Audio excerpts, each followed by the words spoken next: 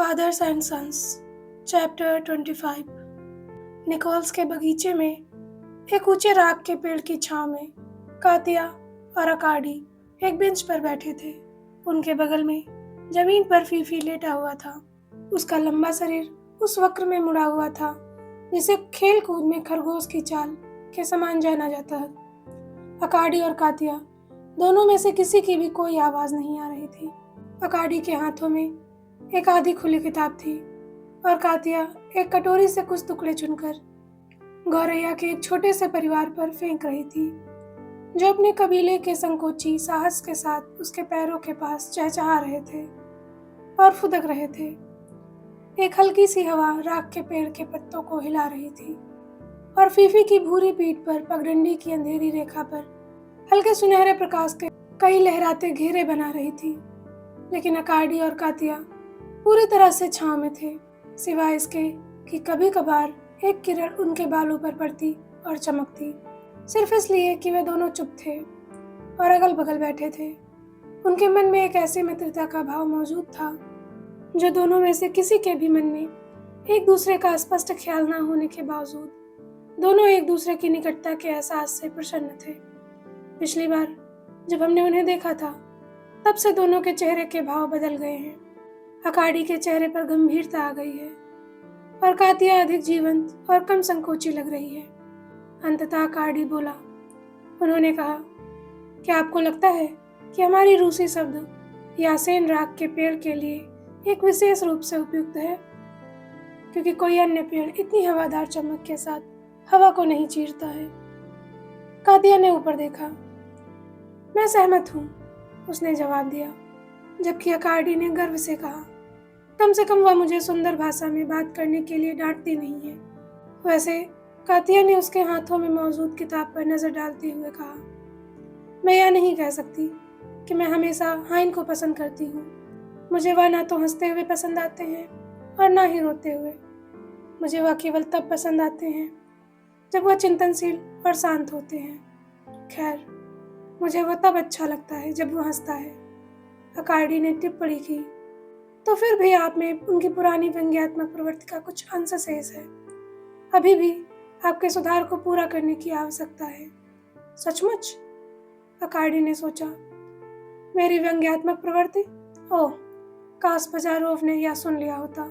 उसने जोर से कहा, हम कौन हैं? क्या आप स्वयं हैं? अरे नहीं, मेरी बहन और पोर्फिरी प्लेटोनियच। अब आपका कोई झगड़ा नहीं है? और मेरी आंट, जिन्हें 3 दिन पहले आप चर्च तक ले गए थे। मैंने ऐसा सिर्फ इसलिए किया था क्योंकि मैं मना नहीं कर सकता था। और अन्ना सर्गेयेवना के बारे में कृपया याद रखें कि कई मामलों में वह बाजारों से बहुत सहमत है। हाँ, वह पहले के प्रभाव में बहुत ज़्यादा रहती हैं, और आप भी। तो क्या अब मैं उस प्रभाव से मुक्त हो गया हूँ? कातिया ने कोई उत्तर नहीं दिया। मुझे पता है कि तुम उसे कभी नहीं पसंद करते थे, अकाडी ने आगे कहा। मैंने ऐसा नहीं किया। उसका न्याय करना मेरा काम नहीं है। जब भी मैं ऐसा जवाब सुनती हूँ तो मैं उस पर विश्वास करने से इनकार कर देती हूँ। ऐसा कोई जीवित व्यक्ति नहीं है जिस पर हम सभी को निर्णय लेने का अधिकार ना हो। इस तरह का इनकार हमेशा ही एक बहाना होता है। सच कहूँ तो मुझे उससे नफरत करने के बजाय मुझे ऐसा लगता था कि वह मेरे लिए उतना ही अजनबी है जितना मैं उसके लिए, या आप दोनों के लिए। इसमें से कोई एक हो सकता था। तुम्हारा क्या मतलब है? मेरा मतलब है कि मैं इसे कैसे व्यक्त करूं कि वह एक जंगली पक्षी था और आप और मैं पालतू पक्षी हैं। क्या मैं पालतू हूँ? कातिया ने सहमति से सिर हिलाया। अकाडी ने अपना कान खुजलाया। देखो यहाँ, उसने कहा, मैं तुम्हें बता सकता हूँ कि यह मूल रूप से एक अपमान है। क्यों? क्या तुम जंगली पक्षी बनना चाहते हो? जरूरी नहीं कि वह जंगली हो, लेकिन कम से कम मजबूत और ऊर्जावान तो हो। आपको ऐसी कोई कामना करने की आवश्यकता नहीं है। आपका मित्र दोनों ही गुणों वाला था, फिर भी वह कुछ और होना पसंद करता था।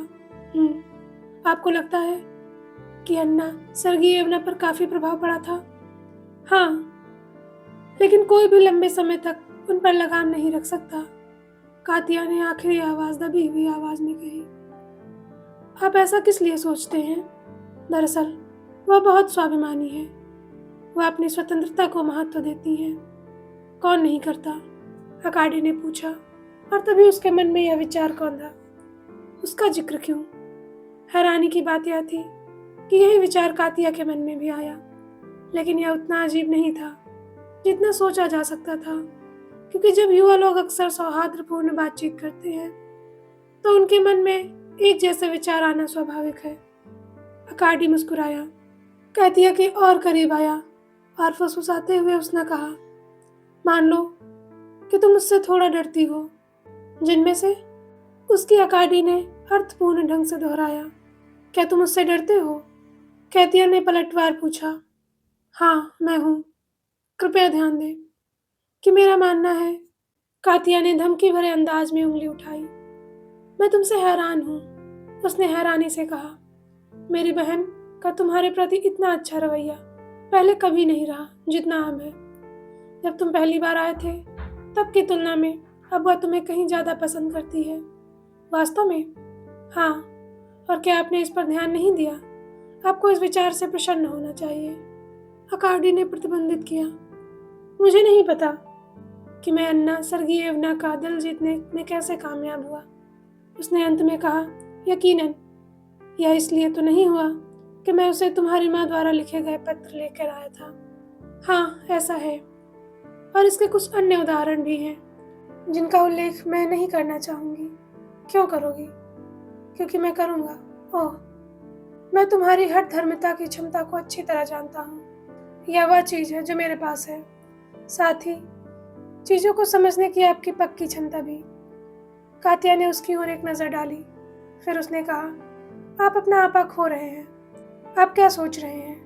यह बात मुझे समझ नहीं आती कि आप में अवलोकन की वह शक्ति कैसे आई जो निसंदेह आपकी ही है। मुझे यह और भी कम समझ आता है क्योंकि आप बहुत घबराए हुए, अविश्वासी और हर किसी से शर्माते हैं। इसलिए है क्योंकि मैंने बहुत एकाकी जीवन जिया है। इस तरह का जीवन व्यक्ति को अनजाने में ही आत्मचिंतन करने पर मजबूर कर देता है। क्या मैं सच में सबसे शर्माता हूँ? अकाडी ने उसे प्रशंसा भरी नजरों से देखा। कोई बात नहीं, उसने कहा। वैसे भी आप जैसे ओहदे वाले लोगों के पास, मेरा मतलब है आपके जैसे धनवान लोगों के पास, ऐसी प्रतिभा होना आम बात नहीं है। उनके लिए जारी की तरह सच्चाई मुश्किल से ही पहुंच पाती है। लेकिन मैं अमीर नहीं हूँ। अकाडी पहले तो उसकी बात समझ नहीं पाया, लेकिन फिर सोचने लगा, निश्चित रूप से यह संपत्ति उसकी बहन की है, उसकी नहीं। और यह विचार इतना अप्रिय भी मामूली नहीं था कि उसने तुरंत आगे कहा, आपने यह बात बहुत ही सुंदर ढंग से कही। मैंने कहा क्या? आप अमीर नहीं हैं। आपने इसे इतनी सरलता से, बिना किसी बनावटी शर्म के, बिना किसी संकोच के कहा। वैसे एक आम इंसान जो यह जानता है और स्वीकार करता है कि वह गरीब है, उसकी चेतना में मुझे हमेशा शब्दों से कहीं अधिक गहराई दिखती है। उसमें थोड़ा सा घमंड भी छिपा होता है। मेरी बहन की बदौलत मुझे गरीबी का अनुभव नहीं हुआ है, और जहाँ तक मेरी संपत्ति की बात है, मैंने उसका जिक्र सिर्फ इसलिए किया क्योंकि ये शब्द अनायास ही मेरे होठों से निकल आए। बिल्कुल सही। फिर भी यह स्वीकार करो कि तुम में भी उस घमंड का थोड़ा सा अंश है जिसका मैंने जिक्र किया है। मुझे इसका एक उदाहरण दीजिए कि मैंने ऐसा किया है। एक उदाहरण? अच्छा, क्या मैं आपसे पूछ सकता हूँ कि आपने एक अमीर आदमी से शादी क्यों नहीं की? अगर मुझे ऐसे किसी व्यक्ति से बहुत प्यार होता तो मैं कर लेती, लेकिन मेरे जीवन में ऐसा कोई पुरुष नहीं आया, इसलिए मैंने ऐसा विवाह नहीं किया। लो अब, अकाडी चिल्लाया। लेकिन भविष्य में ऐसा क्यों नहीं करना चाहिए? क्योंकि कभी भी ऐसे गलत संबंधों की निंदा करते हैं। आपका मतलब है कि आप या तो शासन करना चाहती हैं या, अरे नहीं, इससे क्या फायदा होगा। इसके विपरीत मैं शासित होने के लिए तैयार हूँ। भले ही मेरा मानना है कि किसी भी रूप में असमानता बुरी तरह से काम करती है, आत्मसम्मान और समर्पण के मेल से। मेरी समझ में सबसे अच्छा यही है, यही सच्ची खुशी का सार है, केवल अधीन रहना। खैर, मुझे बिल्कुल भी पसंद नहीं है। मुझे यह बात पसंद नहीं आई, अकाडी ने टिप्पणी की। हाँ, तुम अन्ना सर्गेयेवना के ही वंश की हो। तुम उन्हीं की तरह स्वतंत्र हो और उनसे भी अधिक रहस्यमयी हो। वास्तव में चाहे तुम्हारे मन में कितने ही गहरे और पवित्र विचार क्यों न हो, तुम उन्हें कभी भी अपनी मर्जी से व्यक्त नहीं करोगी। बेशक आप ऐसा कैसे सोच सकते हैं? और क्या, और साथ ही तुम चतुर हो और तुम्हारा चरित्र उससे कम नहीं बल्कि उससे कहीं अधिक है। मुझे अपनी बहन से तुलना किया जाना पसंद नहीं है। लगता है आप भूल गए हैं कि वह भी सुंदर है। इसके अलावा आपको सबसे बढ़कर उनकी निंदा करने वाली कोई बात नहीं करनी चाहिए, और उससे भी कम गंभीरता से कही। क्यों, तुम सबसे ऊपर? क्या तुम्हें लगता है कि मैं मजाक कर रहा हूँ? मुझे इस बात का पूरा यकीन है। सचमुच तो मैं सचमुच अपने शब्दों का मतलब समझता हूँ। तो क्या होगा अगर मैं कहूँ कि मैंने अपने मन की बात को ठीक से व्यक्त नहीं किया है? तो क्या होगा? मुझे आपकी बात समझ नहीं आ रही है। सच में आपकी त्वरित समझ को बढ़ा चढ़ाकर बताया गया है। क्यों है? अपना सिर दूसरी ओर झुकाए हुए अकार्डी ने कोई जवाब नहीं दिया, जबकि कातिया अपनी टोकरी से बचे आखिरी टुकड़ों को ढूंढकर गौरैयों पर फेंकने लगी। दुर्भाग्यवश उसका हाथ इतना जोरदार था कि चिड़िया बिना खाना खाए उड़ गई। अकार्डी ने कहा, कातिया, हो सकता है कि तुम इन बातों को महत्वहीन समझती हो, इसलिए कृपया अपना ध्यान दो कि मैं न तो तुम्हारी बहन के लिए और न ही किसी अन्य व्यक्ति के लिए मैडमोजेल कैटरीना स्वर्गियाना को बदलूंगा। उठकर वह ऐसे चला गया मानो अपने मुंह से ऐसे निकले शब्दों पर अचानक घबरा गया हो। इस बीच कातिया टोकरी पर हाथ रखे और सिर झुकाए उसे देखती रही। धीरे धीरे उसके गालों पर गुलाबी रंगत छा गई, और यद्यपि उसके होंठ मुस्कुरा नहीं रहे थे और उसकी भी उसके चेहरे पर एक और अनकहा भाव छिपा हुआ था। गहरी आंखों में भी उलझन का भाव था। फिर, क्या तुम अकेली हो? पीछे से अन्ना सर्गेयेवना की आवाज आई। मुझे लगा था कि अकार्डी तुम्हारे साथ बगीचे में आया था। कातिया ने धीरे से अपनी बहन की ओर देखा, जो सुरुचिपूर्ण और दिखावटी ढंग से कपड़े पहने रास्ते पर खड़ी थी और खुली छतरी की नोक से फीफी के कानों को छेड़ रही थी, और धीरे से उत्तर दिया, हाँ, मैं अकेली हूँ। तो मुझे लगता है, मैडम ने मुस्कुराते हुए कहा, मुझे लगता है कि वह अंदर चले गए, शायद, और आप उनके साथ पढ़ रही हैं। अन्ना सर्गेयेवना ने कातिया की ठुड्डी के नीचे हाथ रखा और उसका चेहरा अपनी ओर उठाया। मुझे उम्मीद है कि आपका झगड़ा नहीं हुआ होगा, उन्होंने कहा। अरे नहीं, कातिया ने कहा और चुपचाप अपनी बहन का हाथ हटा दिया। कितने गंभीर जवाब। खैर, मैं यहाँ टहलने का प्रस्ताव लेकर आई थी, क्योंकि वह हमेशा मुझसे साथ चलने के लिए कहते रहते हैं। लेकिन मुद्दे से हटकर बात करें तो शहर से आपके लिए कुछ जूते आए हैं, तो बेहतर होगा कि आप जाकर उन्हें पहन कर देख लें। कल ही तो मैंने देखा था कि आपके पुराने जूते कितने खस्ताहाल हैं। इन मामलों में पर्याप्त सावधानी नहीं बरतती, क्योंकि आपके पैर सुंदर हैं और हाथ भी बदसूरत नहीं है। भले ही वे थोड़े बड़े हों, आपको अपने पैरों का ध्यान रखना चाहिए। जब आप यहाँ होती हैं तो आप ऐसा पर्याप्त रूप से नहीं करती हैं। मैडम अपने खूबसूरत गाउन की हल्की सरसराहट के साथ आगे बढ़ गई, लेकिन कातिया बेंच से उठी और हेन की किताब लेकर दूसरी दिशा में चली गई, हालांकि बूट्स को आजमाने के लिए नहीं। तुम्हारे पैर कितने प्यारे हैं, उसने धूप से तपती सीढ़ियों पर लड़खड़ाते हुए खुद से दोहराया। तुम्हारे पैर कितने प्यारे हैं। खैर, जल्द ही कोई उन पर टूट पड़ेगा। फिर वह असमंजस में पड़ गई और उसने बाकी के कदम एक छलांग में तय किए। इसी बीच अकार्डी अपने कमरे की ओर चल पड़ा और वह हॉल से गुजर रहा था। तभी बटलर ने उसे रोक लिया और बताया कि महाशय बाजारोव ऊपर उसका इंतजार कर रहे हैं। एवगेनी वॉसिलिच, अकार्डी ने बेहद घबराहट भरे स्वर में कहा। क्या वह यहाँ बहुत दिनों से है? बस कुछ ही मिनट। उन्होंने मुझे निर्देश दिया है कि मैं उनके बारे में मैडम को ना बताऊं, बल्कि उन्हें सीधे आपके कमरे में ले जाऊं। उम्मीद है घर पर कुछ अप्रिय घटना ना हुई हो, अकार्डी ने सीढ़ियों पर ऊपर दौड़ते हुए और बेडरूम का दरवाजा खोलते हुए सोचा। लेकिन बाजारों का चेहरा देखते ही उसे तसल्ली मिल गई। हालांकि एक अधिक अनुभवी व्यक्ति शायद उसमें कुछ गड़बड़ देख लेता। अप्रत्याशित अतिथि के हाव भाव से कुछ संकेत मिले कि उनकी सामान्य कठोरता के पीछे आंतरिक उथल पुथल छिपी हुई थी। धूल से ढके लबादे और यात्रा टोपी पहने वह खिड़की की चौखट पर बैठे थे और आश्चर्य से चिल्लाते हुए और अप्रत्याशित प्रसन्नता का प्रदर्शन करते हुए उसकी ओर दौड़ते समय भी नहीं उठे। अकाडी चिल्लाया। वह ऐसे व्यक्ति की तरह इधर उधर भाग रहा था जैसे वह खुद को बेहद खुश समझता हो और दूसरों को भी यही विश्वास दिलाना चाहता हो। आश्चर्य से, आप यहाँ क्यों आए हैं? बाजारोव ने कहा। आपके घर पर तो सब ठीक है, लेकिन सभी स्वस्थ नहीं है।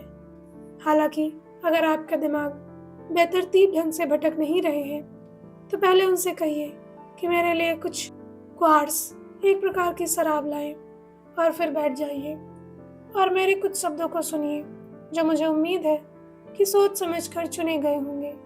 इससे अकार्डी शांत हो गया और फिर बाजारोव ने उसे पॉल पेट्रोविच के साथ हुए द्वंद्व युद्ध के बारे में बताया।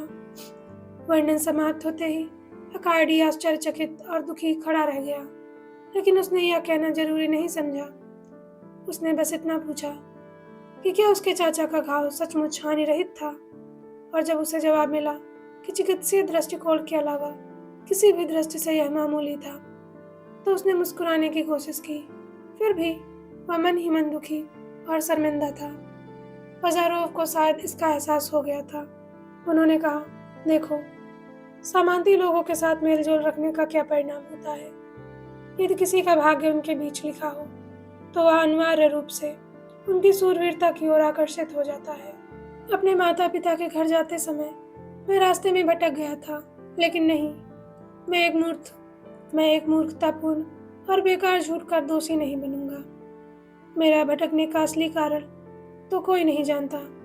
कई बार ऐसा होता है जब इंसान को खुद को गर्दन से पकड़कर बगीचे की क्यारी में मूली की तरह उखाड़ फेंकना चाहिए। पिछली बार जब मैं यहाँ था तब मैंने यही किया था, लेकिन तब से मेरे मन में एक लालसा जाग उठी है कि मैं उन सभी चीज़ों को एक बार फिर से देख लूं जिन्हें मैंने तब त्याग दिया था। उस क्यारी को एक बार फिर से देख लूं जहाँ मैं कभी उगता था।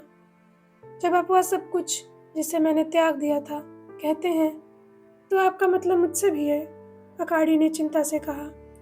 क्या आप यह कहना चाहते हैं कि आप मुझसे भी अपनी दोस्ती तोड़ देंगे? बाजारोव ने उसकी ओर देखा। उसने उसे टकटकी लगाकर लगभग तीखी निगाहों से देखा। क्या इस स्थिति से आपको दुख होगा? उसने पूछा। बल्कि हे हरे भरे और निर्मल आत्मा, तुमने मुझे त्याग दिया है, और हाँ, मुझे आशा है कि अन्ना सर्गीयवना के साथ तुम्हारे प्रेम संबंध अच्छा चल रहा होगा। मेरा अन्ना सर्गीयवना के साथ अफेयर? क्या तुम उसी के लिए शहर से यहाँ आए हो? क्या मेरी प्यारी बच्ची, उन संडे स्कूलों को क्या क्या हुआ? आओ आओ, मुझे यह मत बताओ कि तुम मुझसे प्यार नहीं करते, या क्या तुमने आखिरकार गुप्त रहना सीख लिया है? जैसा कि आप जानते हैं, मैं आपके साथ स्पष्टवादी रहा हूँ, इसलिए कृपया मुझ पर विश्वास करें जब मैं कहता हूँ कि मैं ईश्वर को साक्षी मानकर कहता हूँ कि आपका अनुमान सत्य है, लेकिन गलत है। बाजारोव ने धीमी आवाज में कहा, सचमुच एक नया गीत? लेकिन आप परेशान न हो, मेरे लिए यह सभी एक ही बात है। निश्चित रूप से एक रोमांटिक कवि कहता है, हमारे रास्ते अलग होने लगे हैं, लेकिन मैं इससे ज्यादा कुछ नहीं कहता कि स्पष्ट रूप से अब हमें एक दूसरे की कोई आवश्यकता नहीं है। ओह योगिनी, प्यारे लड़के, यह कोई दुर्भाग्य नहीं है। दुनिया में हमेशा कुछ न कुछ ऐसा होता रहता है जिसे किसी और की जरूरत नहीं होती, इसलिए हमें अलविदा करना होगा। जब से मैं इस जगह आया हूँ, मुझे उतनी ही बेचैनी हो रही है जितनी किसी गवर्नर की पत्नी को गोगोल की रचना पढ़ते सुनकर होती है। दरअसल मैंने घोड़ों को जुए से खेलने का आदेश नहीं दिया था, लेकिन आप ऐसा व्यवहार नहीं कर सकते। क्यों नहीं? क्योंकि मेरी अपनी भावनाओं के अलावा इतनी जल्दी प्रार्थना करना अन्ना सर्गीयवना के प्रति घोर असभ्यता होगी। मैं जानता हूँ कि वह आपसे मिलना चाहती है। नहीं, वह नहीं होता। मुझे पूरा यकीन है कि वह ऐसा करेंगी। फिर भी इस तरह का दिखावा क्यों कर रहे हो? क्या तुम यह कहने वाले हो कि तुम यहाँ सिर्फ उसके लिए नहीं आए हो? आपके इस अनुमान के लिए आपके पास आधार है। फिर भी मैं आपसे कहता हूँ कि आप गलत हैं। लेकिन अकार्डी सही साबित हुआ, क्योंकि अन्ना सर्गेयवना वास्तव में बाज़ारोव को देखना चाहती थी। बटलर ने उसे इस संबंध में संदेश भेजा था, इसलिए अपने वस्त्रों को ठीक करने और नए ओवरकोट को बगल में दबाने के बाद जैसे ही मुलाकात समाप्त हो, प्रस्थान करने की तैयारी में वह नीचे गया और उसका स्वागत उस कमरे में नहीं हुआ जहां उसने अप्रत्याशित रूप से अपने प्रेम का इजहार किया था, बल्कि ड्राइंग रूम में हुआ। अन्ना सर्गेयवना का व्यवहार, जब उसने अपनी उंगलियों के सिरे उसे दिखाए, काफी सुखद था। फिर भी उसके चेहरे पर अनापेक्षित तनाव झलक रहा था। शुरुआत में बाज़ारोव ने जल्दी से कहा, मुझे आपको आश्वस्त करने दीजिए। आप अपने सामने एक शव देख रहे हैं जो बहुत पहले होश में आ चुका है और इस उम्मीद से वंचित है कि दूसरे लोग उसकी मूर्खता को भूल गए होंगे। मुझे लगता है कि मैं लंबे समय तक आपसे दोबारा नहीं मिल पाऊंगा, लेकिन हालांकि जैसा कि आप जानते हैं मैं भावुक नहीं हूँ, फिर भी मैं यह विचार अपने साथ ले जाना चाहता हूँ कि मेरी छवि अभी भी आपके मन में घृणा पैदा करती है। वह किसी ऊंचे पहाड़ की चोटी पर पहुंचने वाले व्यक्ति की तरह हाँफने लगी। फिर उसके चेहरे पर मुस्कान खिल उठी और उसने बाज़ारोव को अपना हाथ दोबारा देते हुए उसके स्पर्श को महसूस किया। जब दुख सोया हो तो उसे जगाना मत, उसने कहा, और खासकर तब जब मेरी अंतरात्मा मुझे दोषी ठहरा रही है। अगर उस समय नखरे करने का नहीं तो कम से कम किसी बात का। एक और बात, चलो फिर से दोस्त बन जाते हैं, क्योंकि वह सब एक सपना था, है ना? और सपने किसे याद रहते हैं। मुझे यह सुनकर खुशी हुई। अन्ना सर्गेयवना और बाज़ारोव दोनों का यही मानना था कि वे सच बोल रहे हैं, लेकिन क्या सच में सच था? क्या पूरा सच था? बोलने वालों को खुद भी नहीं पता था, इसलिए लेखक को भी नहीं पता। फिर भी दोनों ने अपने शब्दों को इस तरह से गढ़ा कि आपसे विश्वास का माहौल बन सके। इसके बाद अन्ना सर्गेयवना ने बाज़ारोव से पूछा कि उन्होंने किसानों के यहाँ अपना समय कैसे बिताया, और हालांकि वह पॉल पेट्रोविच के साथ द्वंद्व युद्ध के बारे में बताने ही वाले थे, लेकिन उन्होंने समय रहते खुद को रोक लिया और जवाब दिया कि वह काम में व्यस्त थे। और मैं, उसने कहा, किसी अज्ञात कारण से कुछ समय से उदास थी और विदेश जाने के बारे में सोच रही थी, लेकिन अब यह उदासी दूर हो रही है आपके मित्र अकार्डी के आगमन के कारण, और मैं पहले की तरह अपनी पुरानी दिनचर्या में वापस लौट रही हूँ और अपनी वास्तविक भूमिका को फिर से निभा रही हूँ। और आपकी असली भूमिका क्या है? मेरी बहन और मेरी आंट या मेरे गुरु, जो भी नाम देना चाहो, उनकी भूमिका निभाना। वैसे मैं सोच रही हूँ कि क्या आपको पता है कि जब मैं अकार्डी के साथ आपकी घनिष्ठ मित्रता को पूरी तरह से नहीं समझ पाती थी, किसी तरह वह आपको बहुत महत्वहीन लगते थे, लेकिन अब मैं उन्हें बेहतर जानती हूँ और मैंने खुद को आश्वस्त कर लिया है। उसके सिर में दिमाग है, सबसे बढ़कर वह युवा है और तुम्हारे और मेरे जैसा नहीं, लेकिन अब भी वह आपकी उपस्थिति में शर्माता है। बाज़ारोव ने पूछा। उसने अन्ना सर्गेयवना से बात शुरू की, फिर भी खुद को रोकते हुए आगे कहा, नहीं।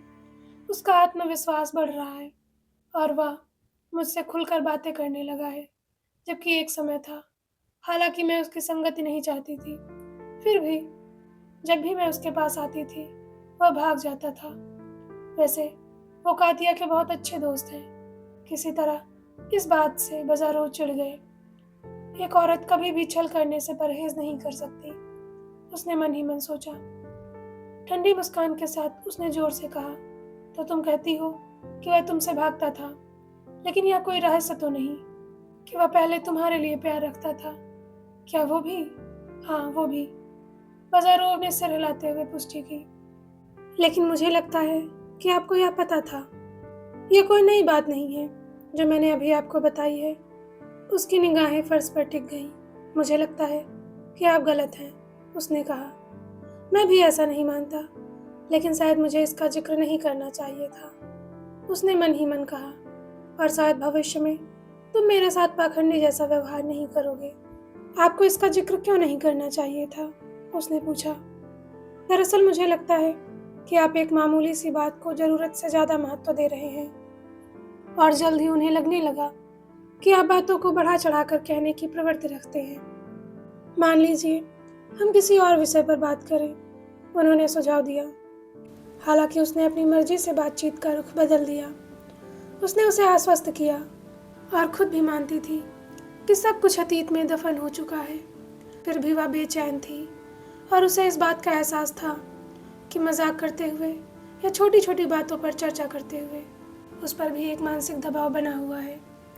दरअसल यह पानी में फंसे यात्री की स्थिति के समान था। हालांकि ऐसे लोग जमीन की तरह ही हंसते हंसते और बेफिक्र होकर बातें करते हैं, लेकिन अगर मशीनरी रुक जाए या जरा सी भी कोई असामान्य बात दिखाई दे तो हर चेहरे पर चिंता का यह विशेष भाव आ जाता है और केवल निरंतर मंडराते खतरे के ज्ञान से उत्पन्न होता है।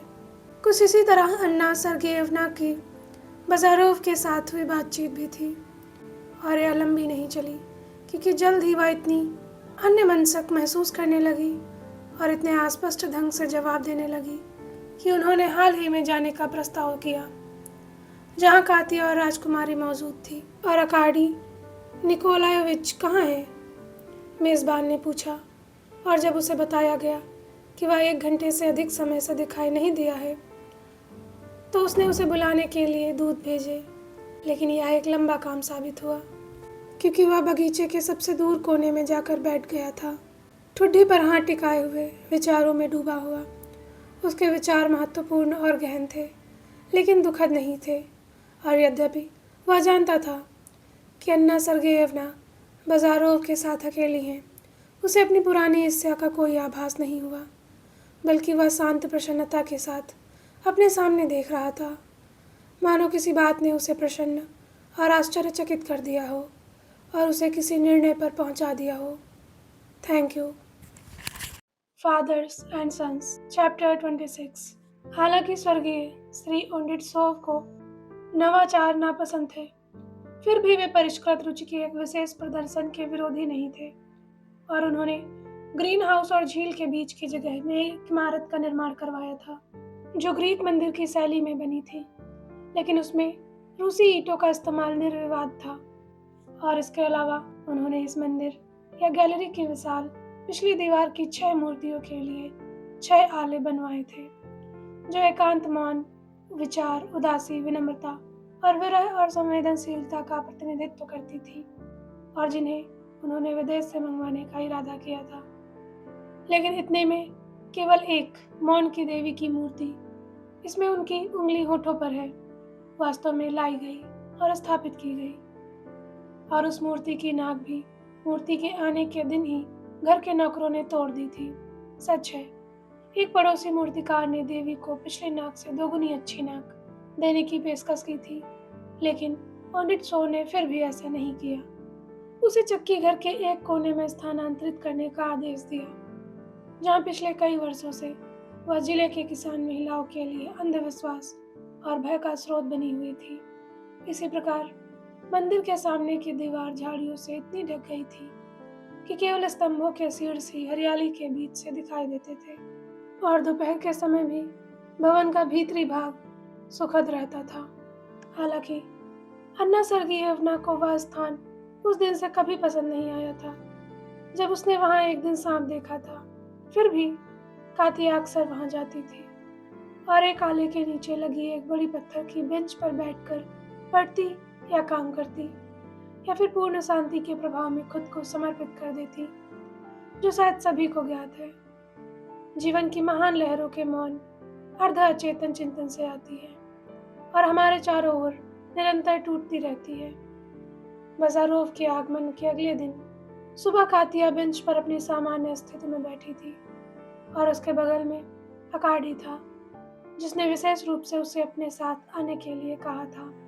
दोपहर के भोजन में अभी 1 घंटा बाकी था, लेकिन सुबह की ओस और ताजगी दोपहर की उमस और शुष्कता में तब्दील हो चुकी थी। अकार्डी के चेहरे पर कल जैसा ही भाव था, लेकिन कातिया के चेहरे पर उदासी छाई हुई थी। ऐसा इसलिए था क्योंकि नाश्ते के बाद उसकी बहन ने उसे अपने कमरे में बुलाया था। बेडरूम में और उन मीठी बातों में जिनसे लड़की हमेशा घबरा जाती थी, एक सलाह भी जोड़ दी गई थी कि कातिया और अकाडी से बातचीत में अधिक सावधानी बरतनी चाहिए और सबसे बढ़कर उसके साथ ऐसी एकांत मुलाकातों से बचना चाहिए जिनसे घर के सभी लोगों और विशेष रूप से राजकुमारी का ध्यान आकर्षित हो सकता था। पिछली शाम से अन्ना सर्गेयवना का मूड ठीक नहीं था और चूंकि कातिया का विवेक इस मामले में पूरी तरह से निर्दोष नहीं था, इसलिए अकाडी के अनुरोध को मानते हुए उन्होंने संकेत दिया कि यह आखिरी बार होगा। कातिया, उसने सहज बेचैनी भरे लहजे में कहना शुरू किया, जिस दिन से मुझे आपके साथ एक छत के नीचे रहने का सौभाग्य मिला है, तब से मैंने आपसे कई बार बात की है, कई विषयों पर बात की है, लेकिन एक विशेष प्रश्न मेरे लिए अत्यंत महत्वपूर्ण है और उस प्रश्न पर मैंने अभी तक चर्चा नहीं की है। कल आपने कहा था कि यहाँ रहने के दौरान मुझ में एक परिवर्तन आया है। उसने कातिया की आंखों में ना तो देखा और ना ही उनसे नजरें हटाई, और सच कहूँ तो ऐसा परिवर्तन कम से कम आंशिक रूप से तो हुआ है। आप सबसे बेहतर जानती हैं कि सच क्या है, कि यह सच है। आप ही हैं जिनके लिए यह टिप्पणी सबसे अधिक उचित है। मुझसे? उसने दोहराया। हाँ, आपसे, अकाडी ने दोहराया। मैं जब वह अभिमानी लड़का नहीं हूँ जो कुछ समय पहले यहाँ आया था। मैंने 23 वर्ष की आयु यूं ही प्राप्त नहीं की है, और यद्यपि मैं अब भी रहना चाहता हूँ, जीवन में उपयोगी होते हुए भी मैं अपनी सारी क्षमताओं को सत्य की सेवा में समर्पित करना चाहता हूँ। लेकिन अब मैं अपने आदर्शों को वहाँ नहीं खोजता जहाँ पहले खोजता था। वो मुझे अपने घर के बहुत करीब दिखाई देते हैं। अब तक मैं स्वयं से अनभिज्ञ था। अब तक मैंने अपने लिए ऐसे कार्य निर्धारित किए जो मेरी क्षमता से परे थे, लेकिन अब मेरे भीतर एक विशेष भावना के कारण मेरी आंखें खुल गई हैं। वैसे मेरे बोलने का तरीका शायद स्पष्ट ना हो, फिर भी मुझे उम्मीद है कि मैंने अपनी बात समझा दी है। कातिया ने कुछ नहीं कहा, लेकिन उसने वक्ता की ओर देखना बंद कर दिया। मेरी राय में वह बढ़ती हुई भावुकता के स्वर में आगे बोले, जबकि ऊपर एक बर्च के पेड़ पर एक चिड़िया अनायास ही मधुर गीत गाने लगी। मेरी राय में एक सम्मानित व्यक्ति का कर्तव्य है कि वह अपने जीवन में सबसे करीबी लोगों के साथ खुलकर बात करे। इसलिए ऐसा करने के लिए मैं इच्छुक हूँ। यहाँ कार्डी की वाक्पटुता विफल हो गई। वह लड़खड़ाया, हकलाया और उसे एक पल के लिए रुकना पड़ा। इस बीच कातिया की निगाहें झुकी रहीं। ऐसा लग रहा था मानो उसे यह भूमिका बिल्कुल पसंद नहीं आई हो, लेकिन वह उम्मीद कर रही थी कि वह बिल्कुल अलग तरह से बात सुनने को मिलेगी। मैं तुम्हें चौंका दूंगा, यह मुझे पहले ही पता है, अकाडी ने अपनी बुद्धि को एक बार फिर से जगाते हुए कहा, और जब मैं तुम्हें बताऊंगा तो वह आश्चर्य और भी बड़ा होगा। आपको पता है कि जिस भावना का मैंने जिक्र किया है वह कुछ हद तक, हाँ कुछ हद तक आपसे भी संबंधित है, क्योंकि कल आपको याद होगा आपने मुझ पर गंभीरता की कमी का आरोप लगाया था। वह एक ऐसे व्यक्ति की तरह बोल रहा था जो दलदल में गिर गया हो और हर कदम पर खुद को गहरा और गहरा धंसता हुआ महसूस कर रहा हो, फिर भी अंततः खुद को बाहर निकालने की उम्मीद में संघर्ष करता रहता है। और ऐसा आरोप अक्सर उन युवाओं पर लगाया जाता है जो अब इसके लायक नहीं रह गए हैं। काश मुझ में और अधिक आत्मविश्वास होता। भगवान मेरी मदद करे, भगवान मेरी मदद करे, उसने निराशा से सोचा, लेकिन कैतिया ने अपना सिर नहीं घुमाया, यह उम्मीद करने के लिए कि काश मुझे पूरा यकीन होता कि आप जो कह रहे हैं वास्तव में उसका मतलब वही है। ठीक उसी क्षण अन्ना सर्गेयवना के स्पष्ट लहजे में बात सुनाई दी। अकाडी अवाक रह गया और कातिया का चेहरा पीला पड़ गया, क्योंकि मंदिर को ढकने वाली झाड़ियों के किनारे से गुजरते हुए एक छोटे से रास्ते पर बाजारूफ और मैडम आगे बढ़ रहे थे। बाजारूफ और मैडम आगे बढ़ रहे थे। कातिया और अकाडी उन्हें देख नहीं पा रहे थे, लेकिन उनके बोले गए हर शब्द सुन सकते थे, यहाँ तक कि उनकी सांसों की आवाज और अन्ना सर्गेयवना के वस्त्रों की सरसराहट भी सुन सकते थे। कुछ और कदम आगे बढ़कर वे रुक गए और इमारत के सामने खड़े रह गए। बात कुछ इस तरह है, अन्ना सर्गेयवना ने आगे कहा, हम दोनों ने एक बड़ी गलती कर दी है। कहने का तात्पर्य यह है कि हम दोनों अभी जवानी के चरम पर नहीं हैं और हम थके हुए हैं, क्योंकि मुझे औपचारिकता निभाने की आवश्यकता नहीं है। बुद्धिजीवी भी हैं। परिणाम स्वरूप यद्यपि प्रारंभ में हम दोनों एक दूसरे में रुचि रखते थे और हमारी आपसी जिज्ञासा जागृत हुई, लेकिन बाद में ऐसा हुआ कि बाजारोव ने जोखिम उठाते हुए कहा, इसके परिणाम स्वरूप मैं तुम्हारी नजरों में बासी हो गया। अरे नहीं, आप भली भांति जानते हैं कि यह स्थिति का कारण नहीं था, लेकिन कारण चाहे जो भी हो, हम दोनों को एक दूसरे की कोई आवश्यकता नहीं है। यही मुख्य बात है। दूसरे शब्दों में, हम दोनों, मैं इसे कुछ ऐसी बातें हैं, कैसे व्यक्त करूं, हम दोनों में जो एक दूसरे से बहुत मिलती जुलती हैं। हमें इस तथ्य को समझने में देर लगी। अब अकार्डी बाजारोव ने पूछा, क्या आपको उसकी कोई अत्यावश्यक आवश्यकता है? शर्म की बात है, येवगेनी वासिलिच, आपने खुद कहा है कि वह मेरे प्रति पूरी तरह से उदासीन नहीं है, और मुझे भी लंबे समय से शक है कि वह मेरे लिए कम से कम कुछ हद तक प्रशंसा का भाव रखता है। चूंकि हम इस विषय पर बात कर रहे हैं, तो मैं आपसे यह छिपाने की कोशिश नहीं करूंगी कि हाल ही में इस तथ्य ने कि मैं उसकी आंट बनने के लायक की उम्र की हो गई हूँ, मुझे उसके बारे में पहले से कहीं अधिक सोचने से नहीं रोका है। उसके युवा भावुकता में एक खास आकर्षण है, बाजारोव ने अपनी गहरी शांत आवाज में कहा। ऐसे मामलों में आकर्षण शब्द ज्यादा उपयुक्त होता है। उनकी यह आवाज हमेशा व्यंग का संकेत देती थी। दरअसल मुझे कल अकार्डी बहुत रहस्यमय लगा। उसने आपके या आपकी बहन के बारे में बहुत ही कम बातें की। यह एक महत्वपूर्ण लक्षण है। खुशी हुई कि कातिया और वह भाई बहन है। हालांकि एक और मैडम ने कहा, वास्तव में मुझे यह देखकर शायद मुझे इतनी घनिष्ठता को नजरअंदाज करना चाहिए। मुझे लगता है कि तुम्हारे भीतर बोलने वाला तत्व तुम्हारी बहन है, बाजारोव ने धीमी आवाज में कहा। बेशक, लेकिन क्या हमें यहाँ खड़े रहने की जरूरत है? चलिए आगे बढ़ते हैं। हम बड़ी दिलचस्प बातें कर रहे हैं, है ना?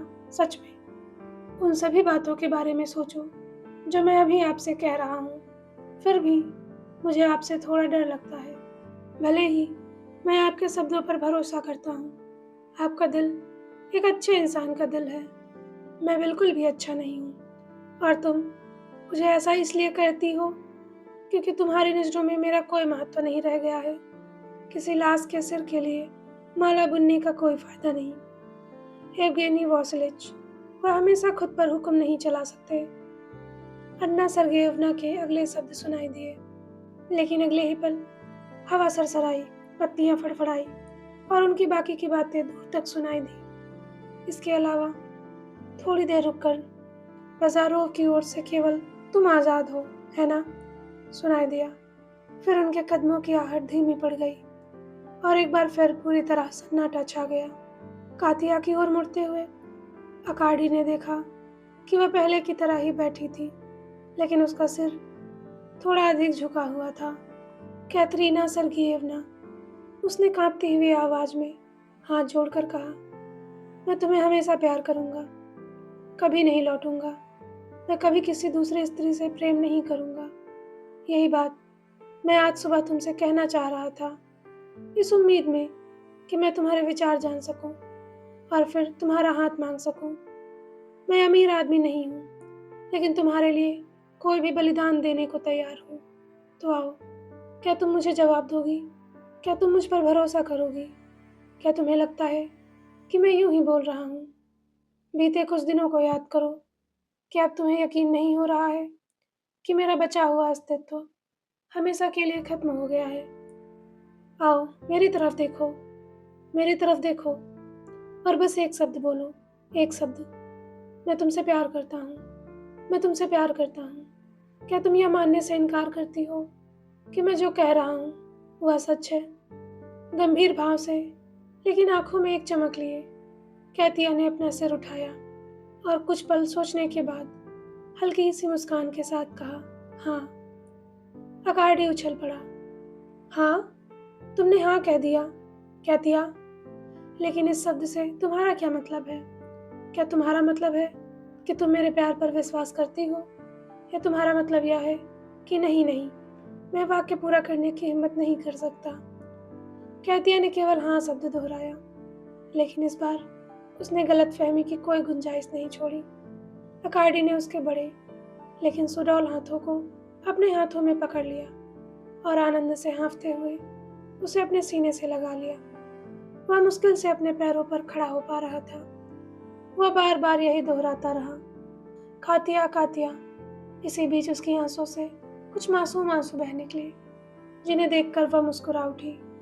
जिस पुरुष ने अपनी प्रेमिका की आंखों में ऐसे आंसू नहीं देखे, वह उस परम आनंद को नहीं जानता जो एक स्त्री के आनंद, कृतज्ञता और विनम्रता के मिश्रण से प्राप्त कर सकती है।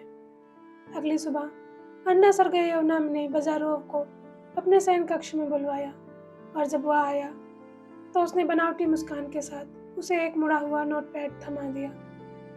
उस नोटपैड पर अकार्डी का पत्र था, जिसमें उसने उसकी बहन का हाथ मांगा था। बाजारोव ने पत्र को सरसरी तौर पर पढ़ा और फिर अपने सीने में पल भर के लिए भड़की कटुता को मुश्किल से रोक पाया। जैसा मैंने कहा था वैसा ही है, उन्होंने टिप्पणी की। कल ही तो आप मुझे बता रहे थे कि कैटेरिना सर्गेयवना के लिए उसकी भावना एक भाई की बहन के लिए जैसी थी। और अब आप क्या करने वाले हैं? आप मुझे क्या करने की सलाह देंगे? उसने मुस्कुराते हुए कहा। मुझे लगता है वह भी मुस्कुरा रहा था, हालांकि वह भी उसकी तरह ही बेहद उदास और प्रसन्नहीन महसूस कर रहा था। मुझे लगता है कि हमारे पास इस युवा जोड़ों को आशीर्वाद देने के अलावा कोई विकल्प नहीं है। हर लिहाज से यह एक अच्छा रिश्ता होगा, क्योंकि उसके पिता के पास एक अच्छी खासी संपत्ति है। अकार्डी इकलौता बेटा है और पिता इतने सहज स्वभाव के हैं कि उनसे कोई समस्या होने की संभावना नहीं है। ओनिट सो उठी और कमरे में इधर उधर घूमने लगी। तो यही है आपका, उसने कहा। ठीक है, मुझे भी कोई बाधा नहीं दिखती। वास्तव में यह मामला मुझे कातिया के लिए और उसके लिए भी खुशी देता है, लेकिन पहले मुझे उसके पिता की सहमति का इंतजार करना होगा और इसके लिए मैं कार्डी को खुद निकोलाई पेट्रोविच से मिलने भेजूंगी। तो मैं कल सही थी, है ना? मैं सही थी जब मैंने कहा था कि आप और मैं बूढ़े हो गए हैं और इसे पहले से कैसे नहीं देख पाई। मुझे तो वाकई आश्चर्य हो रहा है। उसने फिर मुस्कुराया, लेकिन मुस्कुराते ही उसका चेहरा दूसरी तरफ कर लिया। बाजारोव ने टिप्पणी की, हमारे युवा सचमुच चालाक हैं। कुछ देर रुकने के बाद उन्होंने आगे कहा, अब अलविदा। आशा है कि यह रिश्ता अच्छे से आगे बढ़ेगा। दूर से ही मैं भी प्रसन्न रहूंगा। वह मुड़ी और उसका सामना किया। क्या तुम्हें सच में जाना है? उसने पूछा। थोड़ी देर और क्यों नहीं रुक जाते? कृपया रुकिए, क्योंकि आपसे कुछ बातें करनी है। क्योंकि आपसे बात करना मुझे उत्तेजित करता है, या किसी खाई के किनारे चलने जैसा है। पहले डर लगता है, फिर हिम्मत आती है। मत जाइए, बाजारों ने कहा। प्रस्ताव के लिए और मेरी बातचीत की क्षमता के बारे में आपकी प्रशंसा के लिए धन्यवाद। फिर भी मैं एक ऐसे क्षेत्र में बहुत देर तक रुका रहा जो मेरे व्यक्तित्व के अनुकूल नहीं है। कुछ देर के लिए उड़ने वाली मछलियां हवा में स्थिर रह सकती हैं, फिर वे अपने प्राकृतिक वातावरण में लौट जाती हैं। मुझे भी अपने प्राकृतिक वातावरण में वापस जाने दीजिए। फिर भी उसके पीले चेहरे पर एक कड़वी हंसी उभर रही थी। उसने देखा और उस पर तरस खाया। वह आदमी अब भी मुझसे प्यार करता है, उसने सोचा और सहानुभूति का हाथ बढ़ाया। हालांकि वह उसे समझता था। नहीं, उसने एक दो कदम पीछे हटते हुए कहा, गरीब होते हुए भी मैंने कभी भीख नहीं ली। अलविदा, और आपका जीवन सदा सुखमय हो। लेकिन हम फिर मिलेंगे, उसने अनायास ही इशारा करते हुए जवाब दिया। मुझे इस बात का पूरा यकीन है, इस दुनिया में कुछ भी हो सकता है, उन्होंने कहा, फिर सिर झुकाया और चले गए। उस दोपहर जब वह अपना सामान पैक करने के लिए घुटनों के बल बैठा तो उसने अकार्डी से कहा, मैंने सुना है कि तुम अपना घोंसला बनाने जा रहे हो, और क्यों ना बनाओ, यह एक बेहतरीन कदम है। लेकिन तुम्हारा छल करना बेकार है और मुझे तो उम्मीद भी नहीं थी कि तुम ऐसा करोगे। क्या इन सब बातों में इतना मशगूल रहने के कारण तुम्हारी ज़बान बंद हो गई है? जब मैंने तुम्हें मारिनी में छोड़ा था तब मैंने इसके बारे में सोचा भी नहीं था, अकार्डी ने कहा। लेकिन तुम तो ढोंगी हो, है ना? क्योंकि जब तुम कहते हो कि यह एक बेहतरीन कदम है, तो तुम ढोंगी हो, तो तुम ढोंग करते हो, साथ ही अपना समय भी बर्बाद करते हो, क्योंकि मैं विवाह के बारे में तुम्हारे विचार से भली-भाँति परिचित हूँ। यह महज़ मेरे भाव को व्यक्त करने का तरीका है। आप देख रहे हैं कि मैं इस समय क्या कर रहा हूँ। मेरे संदूक में एक खाली जगह है। मैं उसे भूसे से भर रहा हूँ, और जीवन के संदूक के साथ भी ऐसा ही है। उसमें खाली जगह ना रहे, इसलिए हम उसे गद्दी से भर देते हैं। आपको नाराज़ होने की ज़रूरत नहीं है। आप यह भूल नहीं सकते कि मैं कैटरीना सर्गीएवना के बारे में वास्तव में क्या सोचता हूँ। जहाँ कुछ युवतियाँ सही समय पर मुस्कुराकर ही नाम कमा लेती हैं, वहीं आपकी प्रेमिका इससे कहीं ज़्यादा दिखा सकती है। इतना ज़्यादा कि जल्द ही आप और बिल्कुल सही तरीके से उसके वश में हो जाएंगे। ट्रंक के ढक्कन पटकते हुए बाजारो फर्श से उठ खड़ा हुआ। अब अलविदा, उसने कहा। नहीं, मैं तुम्हें धोखा नहीं दूंगा। हम हमेशा के लिए अलग नहीं हो रहे हैं, और तुम यह जानते हो। मेरी राय में तुमने बुद्धिमानी से काम लिया है, क्योंकि तुम शून्यवाद के कठोर कड़वे लापरवाह जीवन के लिए नहीं बने थे। तुम में ना तो जरूरी शीतलता है और ना ही जरूरी उग्रता, लेकिन इसका मतलब यह नहीं कि तुम में युवा जोश की कमी है। मेरा मतलब यह है कि केवल यही गुण इस काम के लिए पर्याप्त नहीं है। द्रोरियानिन ना तो सभ्य उत्साह से आगे बढ़ सकता है और ना ही सभ्य विनम्रता से, और ये दोनों भावनाएं व्यर्थ हैं। उदाहरण के लिए, तुमने अभी तक युद्ध का अनुभव नहीं किया है, फिर भी तुम खुद को मर्द समझते हो, जबकि हमारे अस्तित्व की दो मुख्य शर्तें युद्ध और रक्तपात हैं। हाँ, हमारी एड़ियों की धूल तुम्हारी आंखों को चुभती है, और हमारे शरीर पर लगी गंदगी तुम्हें गंदा महसूस कराती है। दूसरे शब्दों में कहें तो भले ही आपको आत्म आलोचना में आनंद आता हो और आप खुद को बहुत बड़ा समझते हैं, आप हमारे स्तर तक नहीं पहुंच पाए। हमारे लिए ऐसी बात व्यर्थ है। इस काम के लिए हमें बिल्कुल अलग तरह के औजारों की ज़रूरत है। इसलिए मैं फिर से कहता हूँ कि भले ही आप एक अच्छे नौजवान हो, आप एक संकीर्ण सोच वाले तथाकथित उदारवादी बदमाश हैं, जिसे मेरे पिता विकास का उत्पाद कहते हैं। येवगेनी अकाडी ने उदास होकर जवाब दिया। हम हमेशा के लिए बिछड़ रहे हैं, फिर भी तुम्हें मुझसे बस इतना ही कहना है। बाजारोव ने अपना सिर खुजाया। मैं कुछ और कह सकता था, अरकाडी, उसने जवाब दिया, लेकिन मैं तो बस वही बात कहूँगा जिसमें रोमांस की बात झलक रही होगी। जितनी जल्दी हो सके शादी कर लो, अपना घर बसा लो और खूब संतानें पैदा करो। और ना ही वो संतानें पूरी तरह मूर्ख होंगी, क्योंकि वो सही समय पर पैदा होंगी, और ना ही उस समय जब तुम और मैं थे। मेरे घोड़े तैयार हैं और मुझे जाना होगा। घर के बाकी सदस्यों से मैं विदा ले चुका हूँ। क्या हम एक बार फिर गले मिलेंगे? अकार्डी की आंखों से आंसू की धारा बहने लगी, और उसने खुद को अपने पुराने दोस्त और गुरु के गले में झोंक दिया। आह, जवानी, बाजारोव ने टिप्पणी की।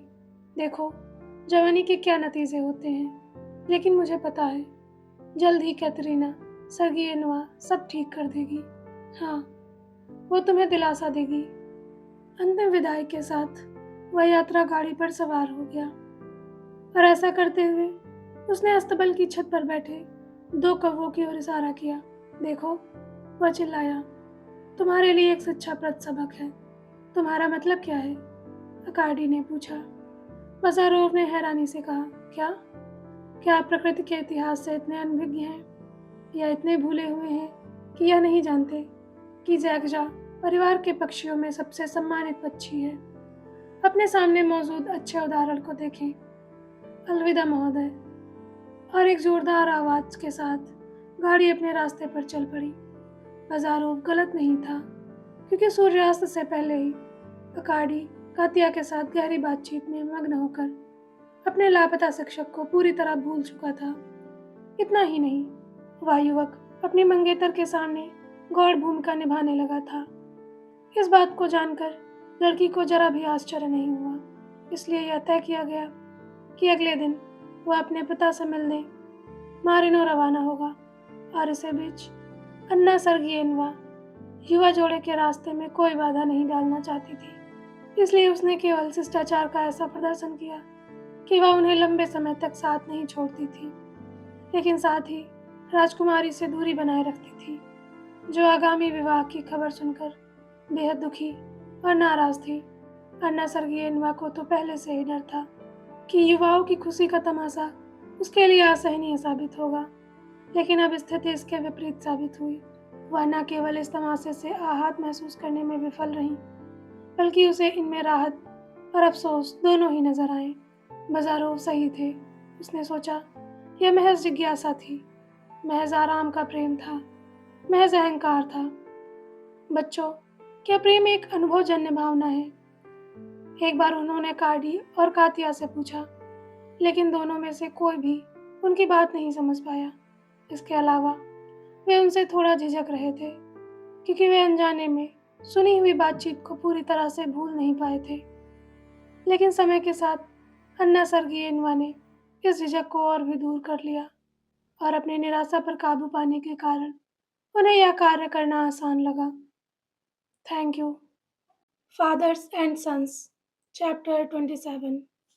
अपने बेटे की वापसी पर बूढ़े बाजारोव परिवार की खुशी इसलिए और भी बढ़ गई क्योंकि यह घटना बिल्कुल अप्रत्याशित थी।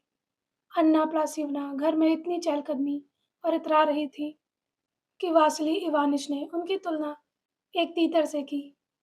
वहीं वासिली स्वयं गुर्राए अपनी पाइप के एम्बर मुख को चूसा, पाइप के हैंडल को पकड़कर कटोरे को उल्टा किया, मानो यह सुनिश्चित कर रहे हों कि वह सुरक्षित है, और अंत में अपने चौड़े होंठ खोलकर एक खामोश हंसी निकाली।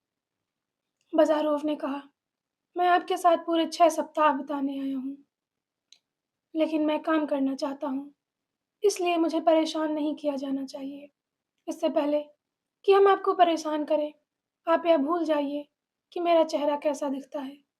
वासिली इवानिच ने उत्तर दिया, और उन्होंने अपना वचन निभाया, क्योंकि अपने छोटे बेटे को अध्ययन कक्ष आवंटित करने के बाद वे न केवल पूरी तरह बाहर रहे, बल्कि उन्होंने न केवल दृष्टि को रोका, बल्कि अपनी पत्नी को कोमलता का जरा भी संकेत प्रकट करने से भी रोका।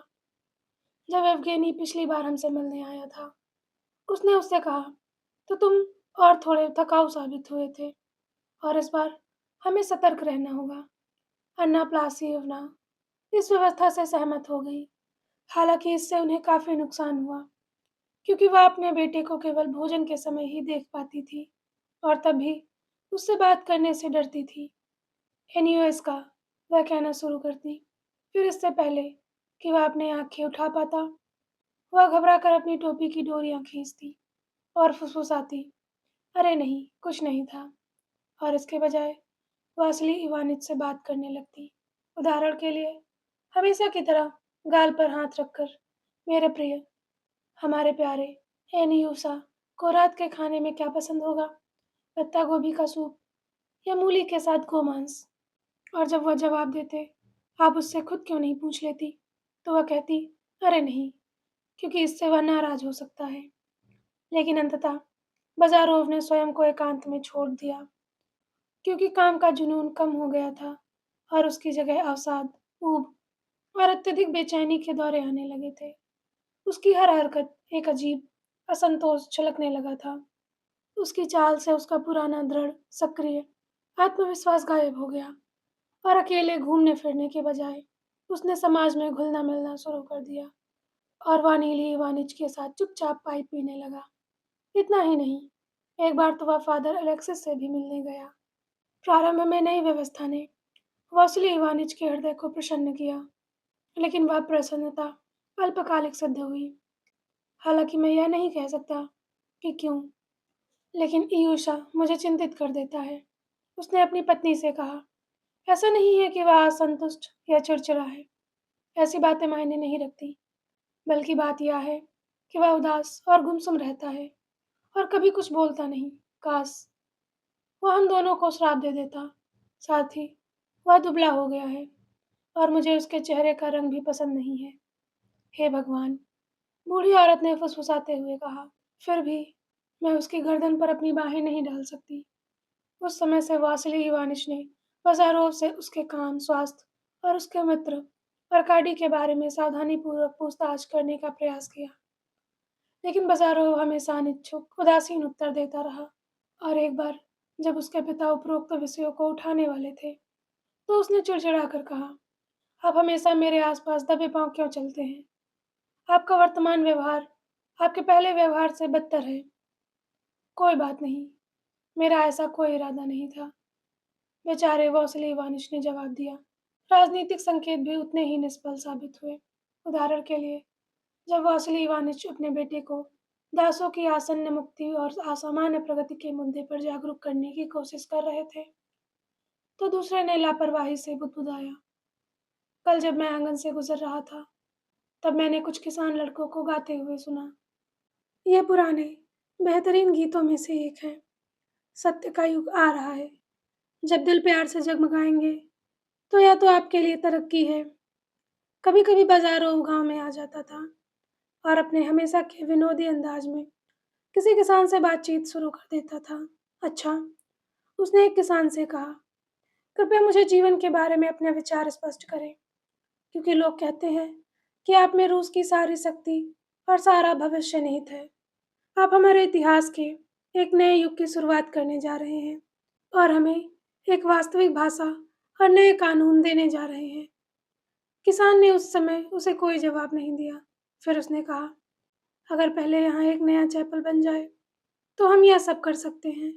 लेकिन मुझे दुनिया के बारे में कुछ बताओ। बसारोव ने बीच में ही टोकते हुए कहा, दुनिया 3 मछलियों पर टिकी है ना?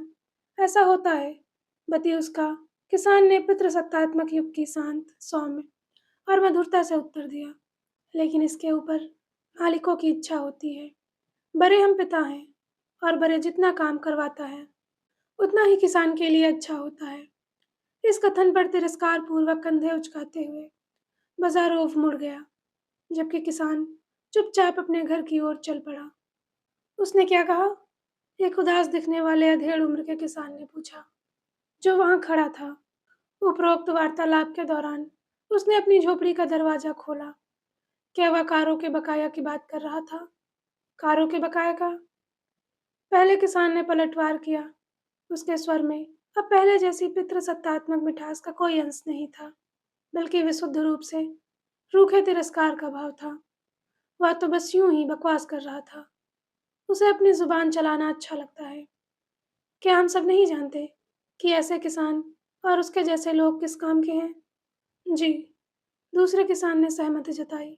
इसके बाद टोपी हिलाते और मुट्ठियां लहराते हुए वे अपने अपने मामलों और जरूरतों पर चर्चा करने लगे।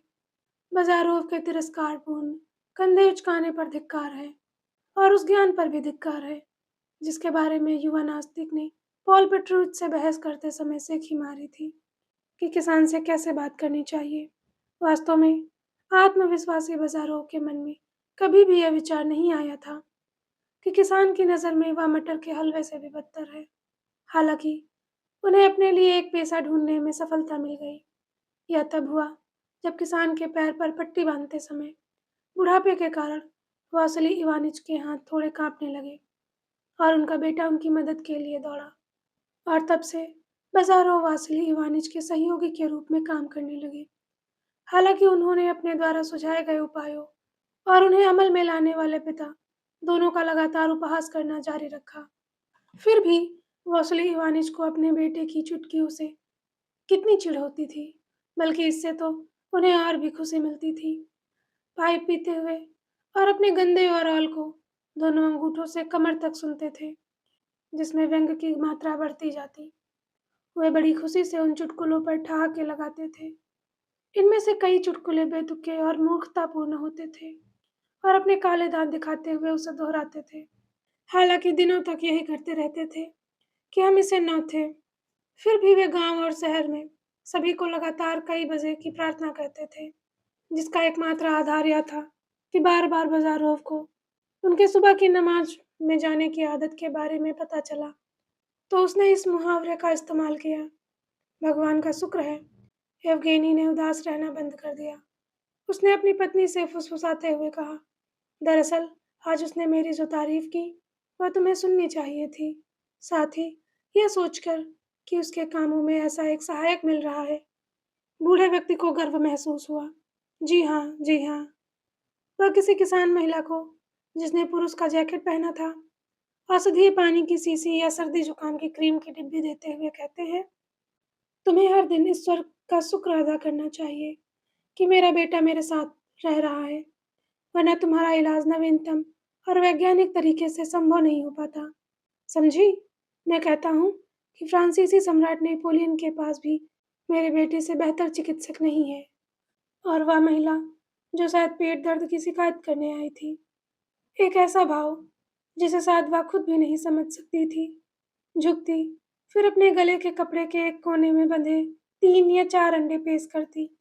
इसके अलावा जब बाज़ारोव ने एक घुमंतू फेरी वाले के जबड़े से एक दाँत निकाला, तो वासिली इवानिच ने उस दाँत की साधारण प्रकृति को भी अपने ऊपर हावी नहीं होने दिया और उसने एक दुर्लभ वस्तु के रूप में संरक्षित कर लिया और फादर अलेक्सिस को दिखाया। देखो, कितना बड़ा दाँत है, उसने कहा, और सोचो, एवगेनी के पास कितनी ताकत होगी। उसने फेरी वाले को ज़मीन से उठा लिया, यह किसी बलूत के पेड़ को जड़ से उखाड़ने जैसा है। शानदार, फादर अलेक्सिस ने टिप्पणी की। उन्हें समझ नहीं आ रहा था कि और क्या कहें, और न ही उन्हें यह समझ आ रहा था कि उस उत्साही पूर्व सैनिक से कैसे छुटकारा पाएं। अंत में एक ऐसा अवसर आया जब पास के गांव का एक किसान अपने भाई को इलाज के लिए लाया। टाइफस से पीड़ित रोगी गाड़ी में रखे भूसे और आंधे मुंह लेटा था और उसकी हालत अंतिम अवस्था में पहुंच चुकी थी, क्योंकि उसका शरीर चकत्तों से भरा हुआ था और वह काफी समय से बेहोश था।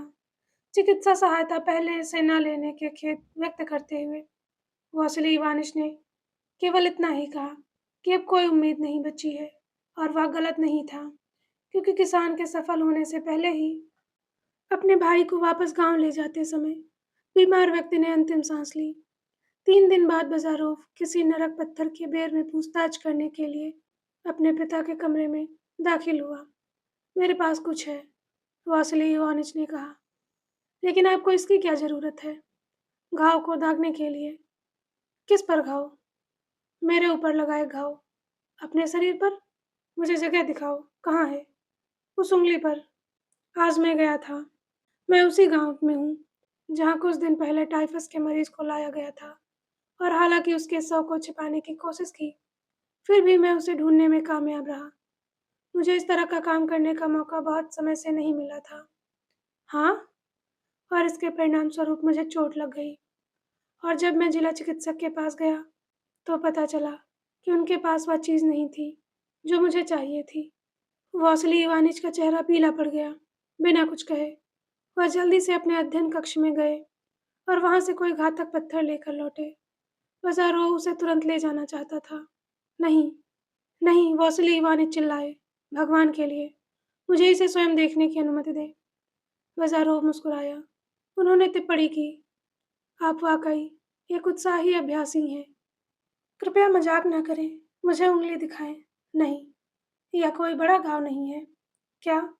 डरने की कोई बात नहीं है। अगर आप चाहें तो इसे और भी जोर से दबा सकते हैं। वासिली इवानिच रुक गए।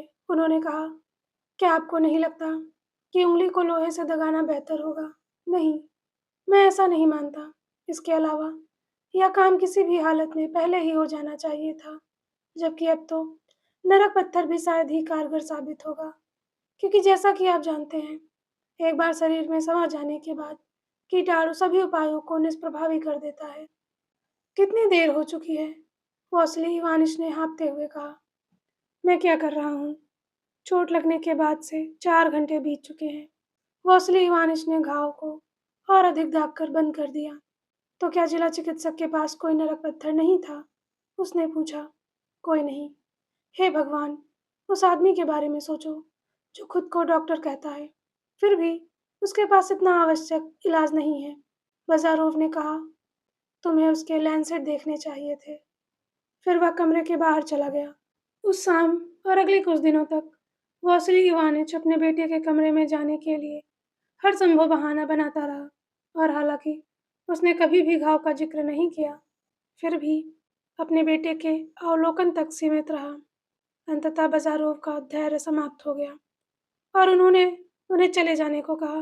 बेशक वासिली इवानिच ने दोबारा दखल न देने का वादा किया, और वास्तव में उन्होंने इस वादे को और भी निष्ठापूर्वक निभाया, क्योंकि अरीना व्लासिवना, जिसने यह बात सावधानीपूर्वक छिपाई थी, को कुछ आशंका होने लगी थी कि वह यह जानने के लिए दबाव डालने लगी थी कि पिछली रात उनके पति ने एक बार भी अपनी आंखें क्यों नहीं बंद की।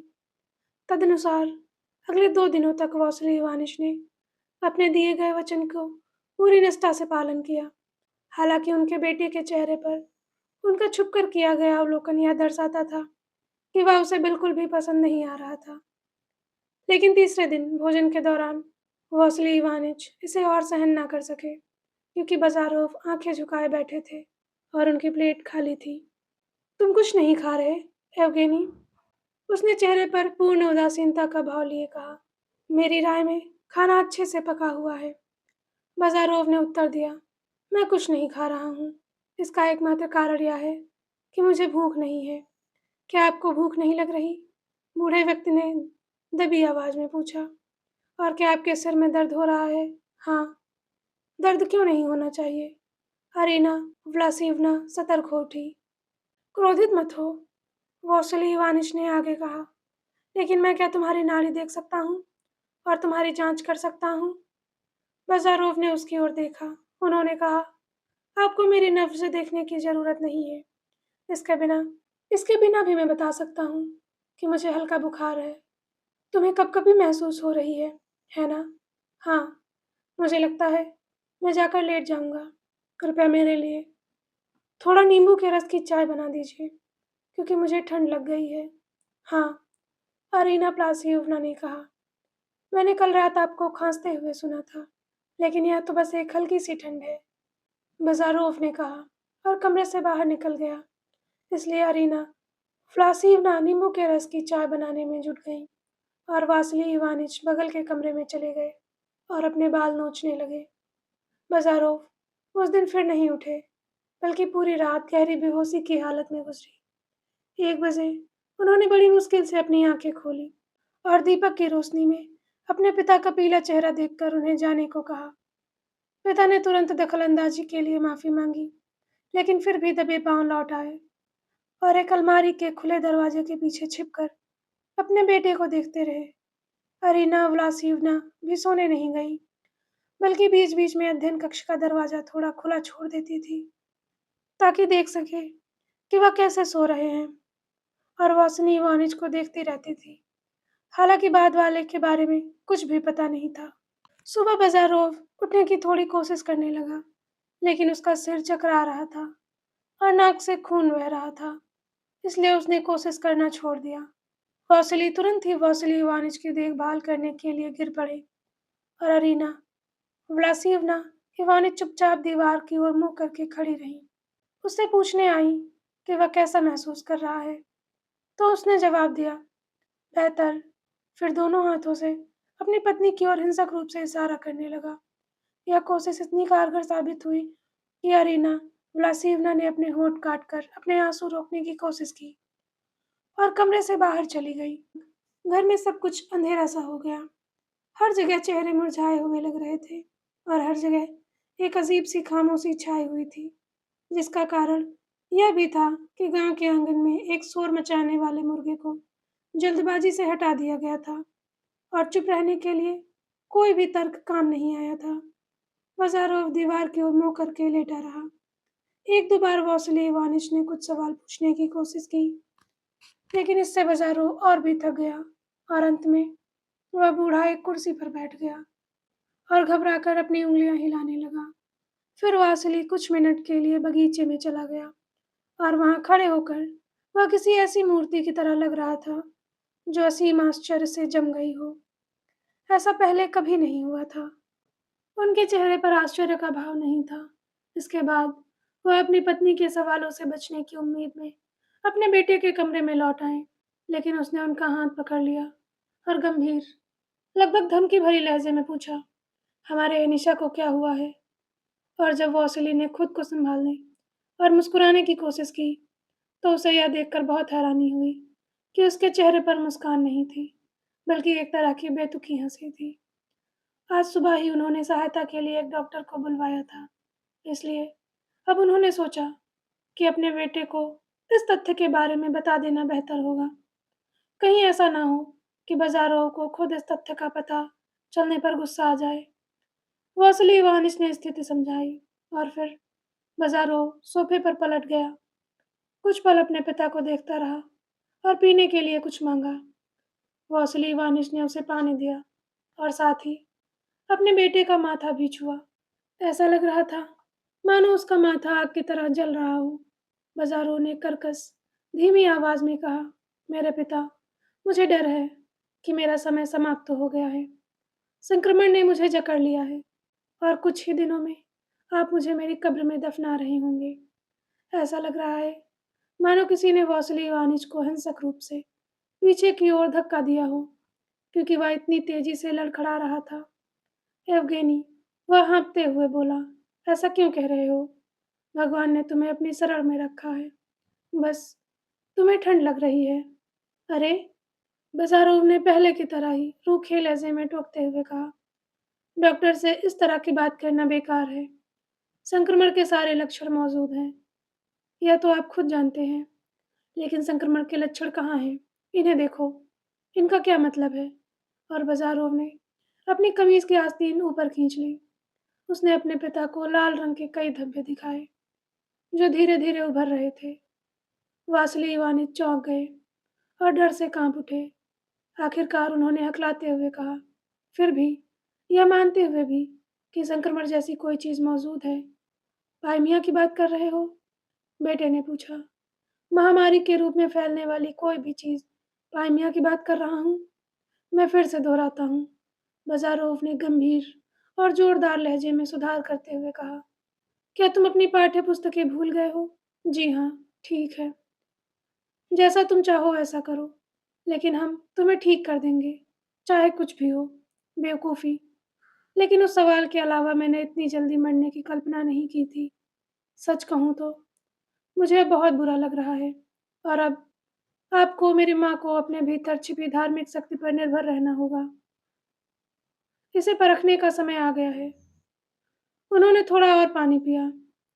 एक विशेष निवेदन में मैं आपसे कहना चाहता हूँ, जब तक मेरा दिमाग अभी भी साफ है, क्योंकि कल या परसों तक, जैसा कि आप जानते हैं, यह काम करना बंद कर देगा। मुझे यकीन नहीं है कि मैं अपनी बात ठीक से कह पा रहा हूँ या नहीं, क्योंकि अभी जब मैं यहाँ लेटा था, तो मुझे ऐसा लग रहा था जैसे लाल कुत्तों का एक झुंड मेरे चारों ओर उछल-कूद कर रहा हो और आप मेरी तरफ ऐसे इशारा कर रहे हों, जैसे कोई कुत्ता तीतर की तरफ करता है। हाँ, ऐसा लग रहा था जैसे मैं नशे में हूँ। क्या आप मेरी बात समझ पा रहे हैं? जी हाँ, यवगेनी, तुम बिल्कुल सही बात कर रहे हो। बहुत खूब। अब मुझे लगता है कि आपने डॉक्टर को बुलवा लिया है और अगर इससे कोई तसल्ली मिलेगी, तो मुझे भी खुशी होगी। लेकिन मैं आपसे यह अनुरोध करता हूँ कि आप उन्हें संदेश भेज दें। क्या अकार्डी को? बूढ़े व्यक्ति ने सुझाव दिया। किसे? अकार्डी को? बाज़ारोव ने हैरानी से दोहराया। ओह! आपका मतलब हमारे उस जवान मुर्गे से है। नहीं, नहीं, उसे परेशान मत करो, क्योंकि वह अभी-अभी कौवों के झुंड में शामिल हुआ है। आपको इन शब्दों पर आश्चर्य करने की आवश्यकता नहीं है। इनका अर्थ यह नहीं है कि व्यक्ति बेहोश हो रहा है। ये केवल एक रूपक है। खैर, मैं इस मोहल्ले की ज़मींदार मैडम ओंडिटसोव के पास एक संदेशवाहक भेजना चाहता हूँ। मुझे लगता है आपने उनके बारे में सुना होगा। वासिली इवानिच ने सहमति में सिर हिलाया। संदेशवाहक को बस इतना कहना है कि येवगेनी वासिलिच अपना नमस्कार भेज रहे हैं और मरणासन्न हैं। क्या आप यह कर सकते हैं? ज़रूर करूँगा येवगेनी। लेकिन तुम मरने के बारे में क्यों सोच रहे हो? अरे! अगर ऐसा हुआ, तो दुनिया का न्याय कहाँ रह जाएगा? मैं कुछ नहीं कह सकता। मैं केवल इतना जानता हूँ कि मैं यह चाहता हूँ कि दूत भेजा जाए। वह तुरंत रवाना होगा और मैं स्वयं पत्र लिखूँगा। नहीं, नहीं, इसकी कोई आवश्यकता नहीं होगी। बस दूत को मेरा अभिवादन पहुँचाने दीजिए। बस इतना ही। अब मैं अपने लाल कुत्तों के पास लौटता हूँ। यह कितनी अजीब बात है कि हालाँकि मैं मृत्यु पर अपने विचार को केंद्रित करने का प्रयास करता हूँ, उनसे कुछ भी परिणाम नहीं निकलता। मुझे अपने सामने केवल एक धुंधलापन दिखाई देता है और उसने थकते हुए स्वर में अपना चेहरा दीवार की ओर कर लिया। जबकि वॉसिली इवानिच कमरे से बाहर निकला, ऊपर के शयन कक्ष में गया और पवित्र मूर्तियों के सामने घुटने टेक दिए। अरीना, प्रार्थना करो, पैसे दो, वह कराते हुए बोला। मेरा बेटा मर रहा है। डॉक्टर के आने पर पता चला कि वह वही जिला चिकित्सक था जो जरूरत पड़ने पर नरक पत्थर नहीं दे पाया था। मरीज की जांच करने के बाद उसने निगरानी की सलाह दी और साथ ही संभावित सुधार के बारे में कुछ कहा। बाजारोव ने तीखे स्वर में पूछा, क्या आपने कभी मेरी जैसी हालत में किसी व्यक्ति को देखा है जो स्वर्गलोक की ओर गया हो? उसने अपने सोफे के बगल में रखी मेज का एक पैर पकड़ा और उसे तब तक हिलाया जब तक मेज हिलने लगी। मेरी ताकत देखो, वह आगे बोला। मेरी सारी ताकत अभी भी बरकरार है, फिर भी मुझे जाना होगा। यह सोचकर दुख होता है कि जहाँ एक बूढ़ा आदमी जीवन से नाता तोड़ चुका है, वहीं मैं। आह, आप मृत्यु को कितना नकार दें, वह आपको कभी नहीं नकार सकती। मुझे किसी की रोने की आवाज़ सुनाई दे रही है। कौन है? क्या ये मेरी माँ है? बेचारी। अब उसके पास अपने लाजवाब बोस्टर्स खिलाने के लिए कौन बचेगा? और तुम, और आप, वॉसिली इवानिच, क्या आप भी रो रहे हैं? आओ, अगर ईसाई धर्म तुम्हारी मदद नहीं कर सकता, तो स्टाइटिस दार्शनिक बनने की कोशिश करो। तुमने तो कई बार खुद को स्टोइक दार्शनिक होने का दावा किया है। हाँ, मैं सचमुच एक बेहतरीन दार्शनिक हूँ। बेचारा बूढ़ा वासुली सिसकते हुए बोला। उसकी आंखों से आंसू बह रहे थे। इसके बाद बाजारोव की हालत प्रति घंटे बिगड़ती चली गई, क्योंकि बीमारी उस समय की परिस्थितियों के अनुसार तेजी से फैल रही थी। फिर भी उसकी स्मृति शक्ति अक्षुण्ण थी और वे कही गई हर बात को समझ रहे थे, क्योंकि वे अभी भी अपनी मानसिक क्षमताओं को बनाए रखने के लिए बहादुरी से संघर्ष कर रहे थे। नहीं, मुझे अपनी सफल को विफल होने नहीं देना चाहिए, वह मुट्ठी भींचते हुए खुद से फुसफुसाया। लेकिन ओह, यह सब कितना मूर्खतापूर्ण है। और फिर वह बार बार खुद से कुछ इस तरह का सवाल दोहराता रहता। 8 और 10 कितने होते हैं? इसी बीच वासुली इवानिच लगभग विचलित अवस्था में इधर उधर भटक रहा था। कभी एक उपाय सुझाता तो कभी दूसरा, और लगातार अपने बेटे के पैरों को ढकता रहता। मान लीजिए हम उसे बर्फ की चादर में लपेट दें, उसने एक बार पीड़ा भरे स्वर में सुझाव दिया। तो फिर अगर हम उसे बर्फ की चादर में लपेट दें तो कैसा रहेगा? क्या उल्टी कराने वाली दवा, या पेट पर सरसों का लेप, या थोड़ा खून निकालना ठीक रहेगा? लेकिन सभी उपायों को डॉक्टर, जिनसे वॉसिली वॉर्निच ने घर में रहने की विनती की थी, ने मानने से इनकार कर दिया। डॉक्टर ने मरीज को नींबू पानी पिलाया और फिर एक पाइप और कुछ गर्म और शक्तिवर्धक पेय, यानी एक ग्लास वोडका देने का अनुरोध किया। इसी बीच अरीना प्लासिएवना दरवाजे के पास एक कुर्सी पर बैठी रही और बीच-बीच में प्रार्थना करने के लिए उठती रही। ऐसा लगता था कि कुछ दिन पहले ही उन्होंने टॉयलेट का शीशा गिरा दिया था और तोड़ दिया था, और जीवन भर उन्होंने ऐसी घटना को अपशगुन माना था। उनके साथ चुपचाप अनफिसुसका बैठी थी, जबकि दुष्ट तिमोथिच मैडम ओंडिटसोव को संदेश लेकर जा चुका था। उस रात बाजारोव की हालत में कोई सुधार नहीं हुआ, क्योंकि उन्हें तेज बुखार था। लेकिन जैसे-जैसे सुबह हुई, बुखार थोड़ा कम हुआ और अरीना प्लासीवना से अपना श्रृंगार करने के लिए कहने और उनके हाथ को चूमने के बाद उन्होंने थोड़ी-सी चाय पी ली। इस घटना से वॉसिली इवानिच को हिम्मत जुटाने और यह कहने पर मजबूर कर दिया, भगवान का शुक्र है, संकट आया और चला गया। बाजारोव ने जवाब दिया, इस बात को लेकर इतना आश्वस्त मत रहो। आखिर संकट शब्द का क्या अर्थ है? किसी ने इसे गढ़ा, संकट, चिल्लाया और तब से खुद को बधाई देता रहा। यह कितना अजीब है कि मानव जाति आज भी मात्र शब्दों पर विश्वास करती है। उदाहरण के लिए, किसी व्यक्ति को मूर्ख कहो, फिर भी उस पर हमला करने से परहेज करो, तो वह निराश हो जाएगा। लेकिन उसे बुद्धिमान कहो, फिर भी उसे कोई पैसा न दो, तो वह अत्यधिक प्रसन्न हो जाएगा। बाजारोव के पूर्ण के कारनामों के इतनी याद दिलाने वाला यह छोटा सा भाषण था कि वासिली इवानिच का दिल मानो खुशी से भर गया। वाह! उसने मूक अभिनय करते हुए ताली बजाई।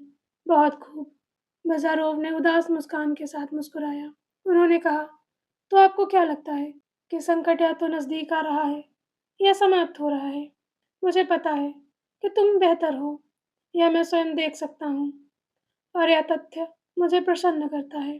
खैर, खुश होना हमेशा बुरी बात नहीं होती, लेकिन क्या आपने उसे संदेश भेजा है? तुम समझ रहे हो ना, मैं किसकी बात कर रहा हूँ? बिल्कुल, मैंने किया है।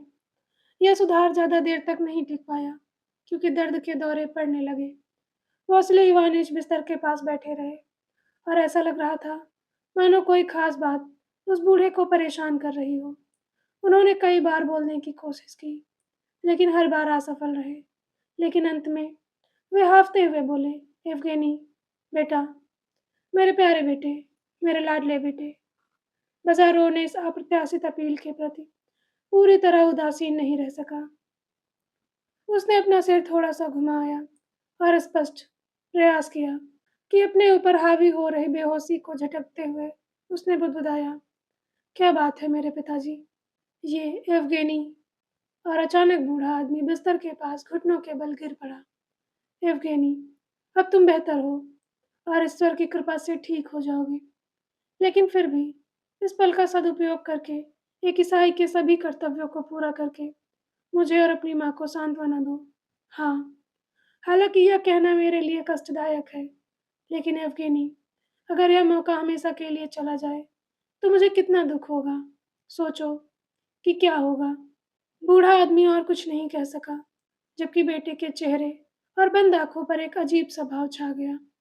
कुछ देर का सन्नाटा छा गया। फिर बाज़ारोव ने कहा, "आपको तसल्ली देने के लिए मैं आपके अनुरोध को पूरी तरह से अस्वीकार नहीं करूँगा।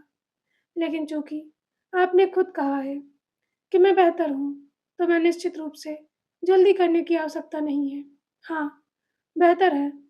हे योगिनी, तुम कौन कह सकते हो कि ईश्वर की व्यवस्था में क्या निहित है, जबकि एक बार यह कर्तव्य पूरा हो जाने पर। लेकिन मैं थोड़ा इंतज़ार ज़रूर करूँगा।"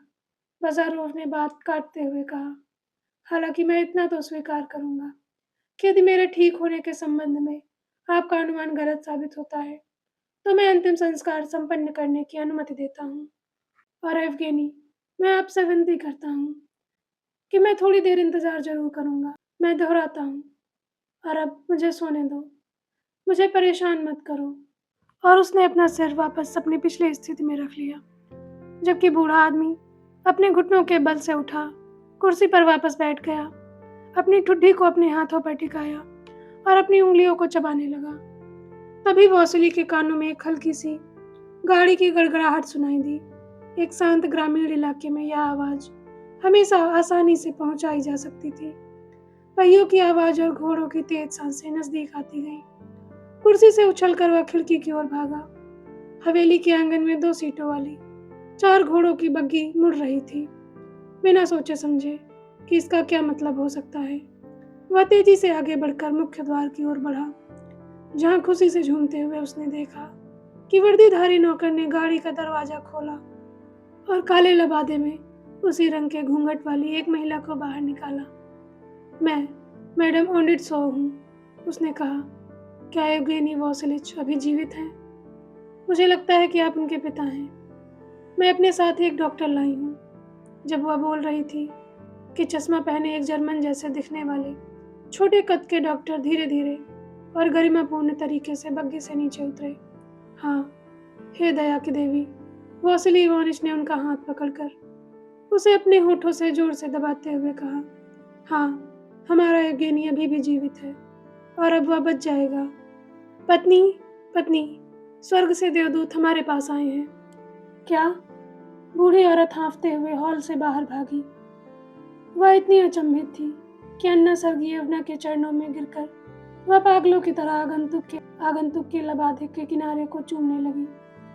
"आओ, आओ," मैडम ने हैरानी से कहा, "इन सब का क्या मतलब है?" लेकिन अरीना प्लासीवना ने सब कुछ अनसुना कर दिया, और वासिली इवानिच भी केवल यही दोहराते रहे, "स्वर्ग से एक देवदूत हमारे पास आया है, स्वर्ग से एक देवदूत हमारे पास आया है। मरीज कहाँ है?" डॉक्टर ने थोड़ी अधीरता से पूछा। इससे वासिली इवानिच को होश आ गया। "इधर आओ, इधर आओ," उसने कहा। "हाँ, कृपया मेरे पीछे आओ। वर्थेस्टर हेर कोलेग उपाधियां बीते समय की यादों की शक्ति पर आधारित थी।" इसके जवाब में जर्मन ने हैरानी से कहा। ए, और एक असभ्य मुस्कान बिखेरी। वासिली इवानिच ने इस अध्ययन की दिशा में अग्रणी भूमिका निभाई। मैडम अन्ना सर्गियेवना कोंडिटसेव द्वारा लाए गए डॉक्टर यहाँ हैं। उन्होंने अपने बेटे की ओर झुकते हुए कहा। वह स्वयं भी यहाँ मौजूद है। बाजारो चौंक कर अपनी आंखें खोल दी। आप क्या कहते हैं? उसने पूछा। मैं कहता हूँ मैडम अन्ना सर्गियेवना कोंडिटसेव यहाँ हैं और वह अपने साथ इस अच्छे डॉक्टर को लाई है। बाजारो अपने चारों ओर देखा। अन्ना सर्गियेवना कहाँ है? उसने बुदबुदाते हुए कहा। क्या आप कह रहे हैं कि वह यहाँ है? तो मैं उससे मिलना चाहता हूँ। एवगेनी, तुम उससे मिलोगे, लेकिन उससे पहले मुझे इस सज्जन से बात करनी होगी और उन्हें तुम्हारी बीमारी की कहानी बतानी होगी, क्योंकि सिदोरोविच, यह जिले के चिकित्सक का नाम था, घर चले गए हैं और एक संक्षिप्त परामर्श करना आवश्यक है। बाजारोव ने जर्मन व्यक्ति पर नजर डाली। ठीक है, उसने कहा। आप जब चाहें अपनी परामर्श बैठक में कर सकते हैं। बस लैटिन में बात मत करना, क्योंकि मैं जाम मोरितुर शब्दों का अर्थ जानता हूँ। ऐसा लगता है कि प्रभु जर्मन भाषा के उस्ताद हैं। आधे घंटे बाद वासिली इवानिच अन्ना सर्गेयवना को अध्ययन कक्ष में ले गए। बेहोश होते समय डॉक्टर ने उनके कान में फुसफुसा कर कहा कि ठीक होने की कोई उम्मीद नहीं है। उसने बाजारों की ओर एक नजर डाली और मानो स्तब्ध रह गई। उसका रक्त रंजित मृत्यु के समान चेहरा और धुंधली आंखें उसकी ओर लालसा से भरी हुई थी, जो बेहद भयावह थी। फिर भी उसके मन में केवल एक निर्मम दयनकारी भय का भाव था, और उसी क्षण उसके मन में यह विचार कौंधा कि यदि वह उससे प्रेम करती तो अब ऐसी कोई भावनाएं नहीं होती। उन्होंने बड़ी मुश्किल से कहा, धन्यवाद, मुझे इसकी उम्मीद नहीं थी, और आपका आना एक नेक काम है।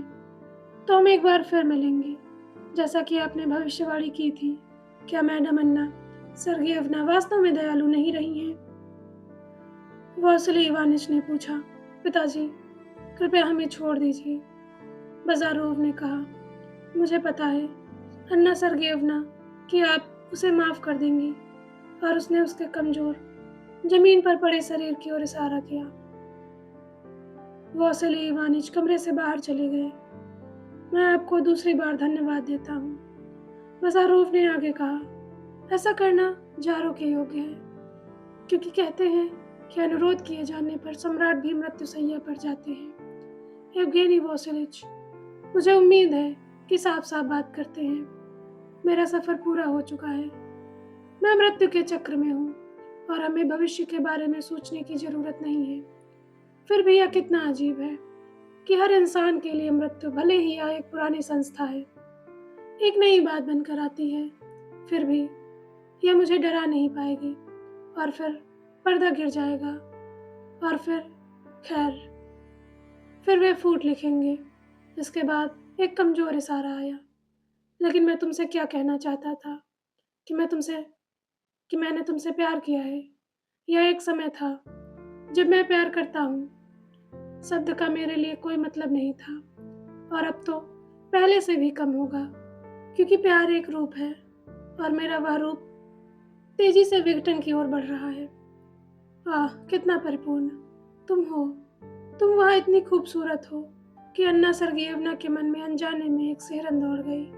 नहीं, उसने कहा, तुम्हें डरने की जरूरत नहीं है। लेकिन क्या तुम बैठोगी? मेरे पास बैठो, लेकिन ज्यादा पास मत बैठो, क्योंकि मेरी बीमारी संक्रामक है। वह तेजी से कमरे को पार करके उस सोफे के पास बैठ गई जिस पर वह लेटा हुआ था।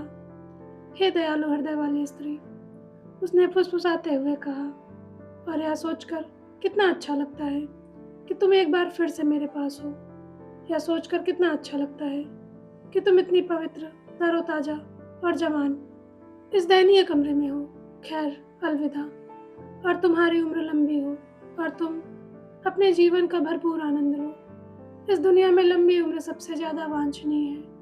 फिर भी तुम खुद देख सकती हो। लेकिन फिर भी रेंगता हुआ कीड़ा, अब कितना बदसूरत हो गया हूँ। एक समय था जब मैं कहता था कि मैं जीवन में बहुत कुछ करूँगा, और अपने कार्यों को पूरा किए बगैर मरने से इनकार करूंगा, क्योंकि मैं एक विशालकाय हूँ। लेकिन अब मेरे हाथ में सचमुच एक विशालकाय का काम है। मेरे मरने का काम, जैसे कि मृत्यु मेरे लिए कुछ भी नहीं है। कोई बात नहीं, मैं अपनी पूंछ दबाकर भागने वाला नहीं हूँ। वह रुक गया और अपना ग्लास ढूंढने लगा। उसने अपना दस्ताना उतारे बिना ही उसे ग्लास थमा दिया। उसकी सांसें रुक रुक कर चल रही थी। जल्द ही तुम मुझे भूल जाओगी, उसने आगे कहा, क्योंकि एक मृत व्यक्ति जीवित व्यक्ति का साथी नहीं हो सकता। क्योंकि मुझे यकीन है कि मेरे पिता तुम्हें बताएंगे कि रूस के लिए कितना बड़ा नुकसान हुआ है। लेकिन यह सब बकवास है। फिर भी उन्हें धोखा मत देना, क्योंकि वे बहुत बूढ़े हैं, बल्कि उन्हें वैसे ही दिलासा देना जैसे किसी बच्चे को देते हैं। और मेरी माँ के प्रति भी दयालु रहना। इन जैसे दो नश्वर प्राणी आपको पूरी दुनिया में नहीं मिलेंगे, चाहे आप दिन के उजाले में मोमबत्ती जलाकर ही क्यों न उन्हें खोजें। रूस को मेरी ज़रूरत है, सचमुच। जाहिर है उसे मेरी ज़रूरत नहीं है, तो फिर उसे किसकी ज़रूरत है? उसे मोची, दर्जी, कसाई चाहिए। एक कसाई क्या बेचता है? वह मांस बेचता है ना?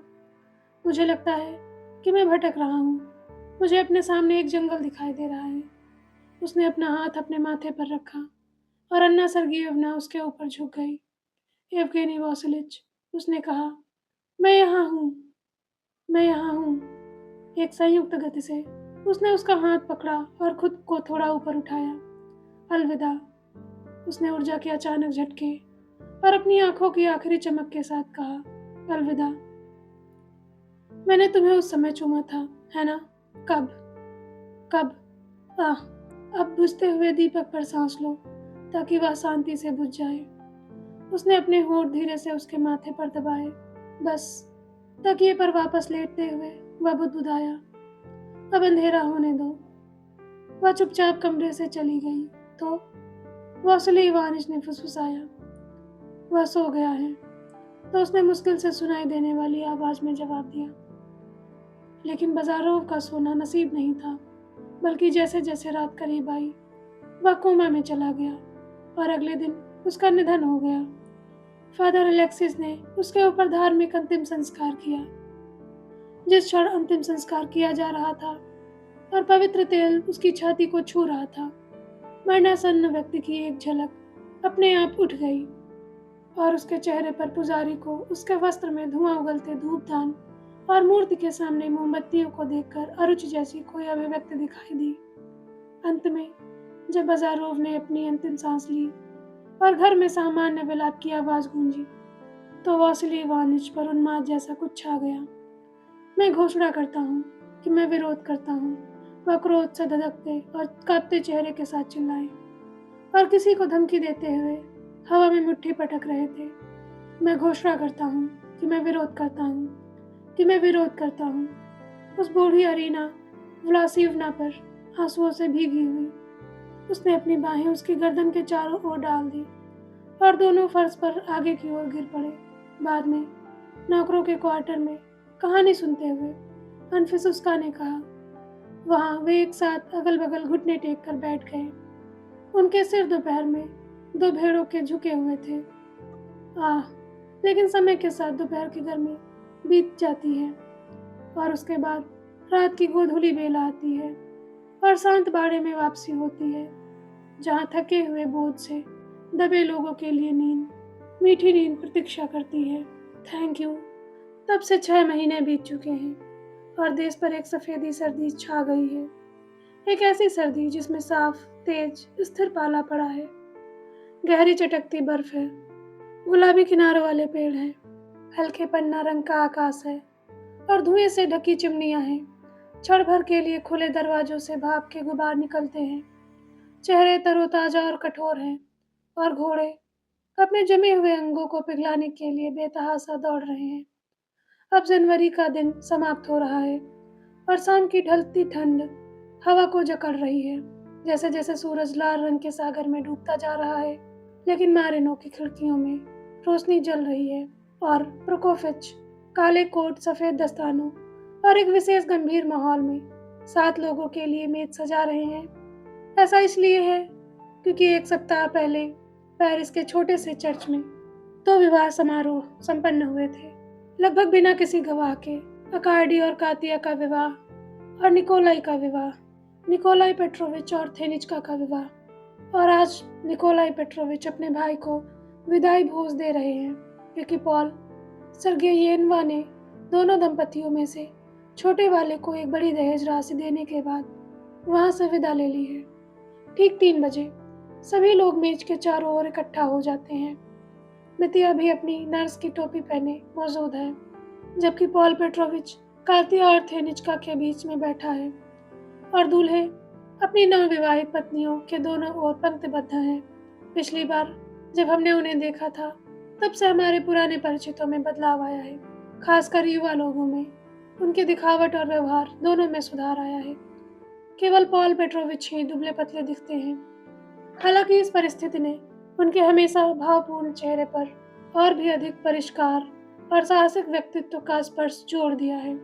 विशेष रूप से थेनिचका पहली जैसी बिल्कुल नहीं रही है। एक नए रेशमी गाउन में, बालों में मखमली पट्टी और गले में हार पहने वह अडिग गरिमा के साथ खड़ी रही है। फिर भी अपने परिवेश के प्रति अडिग सम्मान भी रखती है और इस बीच वह मुस्कुराती है, मानो कह रही हो क्षमा कीजिए, लेकिन मैं इसके लिए जिम्मेदार नहीं हूँ। जबकि अन्य भी इसी तरह की मुस्कान के साथ जवाब देते हैं, मानो वे भी इस कार्यवाही में अपनी भागीदारी के लिए क्षमा मांगना चाहते हो। फिर भी वहाँ मौजूद हर किसी पर एक स्पर्श छाया हुआ है। गंभीरता और शर्मिंदगी का भाव इस समूह को उनके अन्य गुणों से कम शोभा नहीं देता है। हर जगह आपसी जरूरतों के प्रति ऐसी चिंता और फिक्र दिखाई देता है कि मानो पूरा समूह एक साथ कोई सरल हास्य नाटक कर रहा हो। और यद्यपि मेहमानों में सबसे शांत कातिया है, लेकिन उसके आत्मविश्वासपूर्ण व्यवहार से स्पष्ट है कि बहू होने के नाते वह निकोलाई पेट्रोविच की नज़रों में बसी हुई है। अंततः भोजन समाप्त हो जाता है और निकोलाई उठकर शराब का ग्लास पकड़ते हुए पॉल पेट्रोविच को संबोधित करते हैं। प्रिय भाई, तुम हमें छोड़कर जा रहे हो। जी हाँ, तुम हमें छोड़कर जा रहे हो, लेकिन तुम्हारी अनुपस्थिति ज़्यादा लंबी नहीं होगी, क्योंकि मैं तुम्हें यह बता भी नहीं सकता कि मैं तुम्हें कितना प्यार करता हूँ, यानी हम तुम्हें कितना प्यार करते हैं। लेकिन सच कहूँ तो मुझे भाषण देना नहीं आता। अकार्डी, यह जिम्मेदारी मैं तुम्हें सौंपता हूँ, लेकिन मैं तैयार नहीं हूँ पापा। मैं भी नहीं। फिर भी पॉल, मैं तुम्हें गले लगाता हूँ और तुम्हें ढेर सारी खुशियाँ देता हूँ। मैं तुमसे विनती करता हूँ कि तुम जल्द ही हमारे पास लौट आओ। इसके बाद पॉल पेट्रोविच सभी से अभिवादन करते हैं, छोटी मितिया को भी शामिल करते हुए, और विशेष रूप से थेनिचका के हाथ को चूमते हैं, जिसे वह सही तरीके से करना सीख नहीं पाई। पूरे समूह के लिए 2 बार भरा हुआ ग्लास पीते हैं और एक गहरी आह भरते हुए कहते हैं, आप सभी खुश रहे मेरे दोस्तों। अलविदा। और भले ही अंग्रेजी का यह अंतिम अलंकरण किसी का ध्यान आकर्षित न करे, लेकिन इससे पहले दिए गए आशीर्वाद से हर कोई प्रभावित होता है। हाँ, और मैं बाजारोव की याद में पीती हूँ, कहती है अपने पति से फुसफुसाते हुए कहती है, और उसके साथ एक ग्लास टकराती है। लेकिन हालांकि जवाब में वह उसका हाथ दबाता है और सार्वजनिक रूप से टोस्ट प्रस्तावित न करने का फैसला करता है। और यहाँ जाहिर तौर पर फिनिश शब्द आना चाहिए था, लेकिन चूंकि मेरे कुछ पाठक यह जानने में रुचि रख सकते हैं कि पुस्तक के प्रत्येक पात्र का वर्तमान में क्या हाल है, इसलिए मैं उनसे उन जिज्ञासा को शांत कर दूंगा। सबसे पहले अन्ना सर्गीयेवना की बात करें तो उनकी शादी हो चुकी है, न तो प्रेम के कारण न ही कर्तव्य बोध से। एक उभरता हुआ युवा राजनेता जो एक बुद्धिमान विधायक, एक गंभीर व्यवहारिक विचारक, दृढ़ इच्छा शक्ति वाला और वाक्य पटुता का धनी है, और जिसका प्रेमी बर्फ की तरह ठंडा है। फिर भी दोनों सौहार्दपूर्ण संबंध बनाए रखते हैं और समय के साथ सुख बल्कि प्रेम भी प्राप्त कर सकते हैं। राजकुमारी की बात करें तो उनकी मृत्यु हो चुकी है और उनकी स्मृति समय के साथ मिट गई है। किरसानोव परिवार, पिता और पुत्र मारिनो में बस गए हैं और ऐसा लगता है कि वे अपने औद्योगिक मामलों को ठीक कर रहे हैं, क्योंकि अकार्डी एक सक्षम प्रबंधक के रूप में विकसित हो गया है और संपत्ति से अब अच्छी आय हो रही है। निकोलाई पेट्रोविच भी संपत्ति पर शांति बनाए रखने के लिए लगातार प्रयासरत हैं।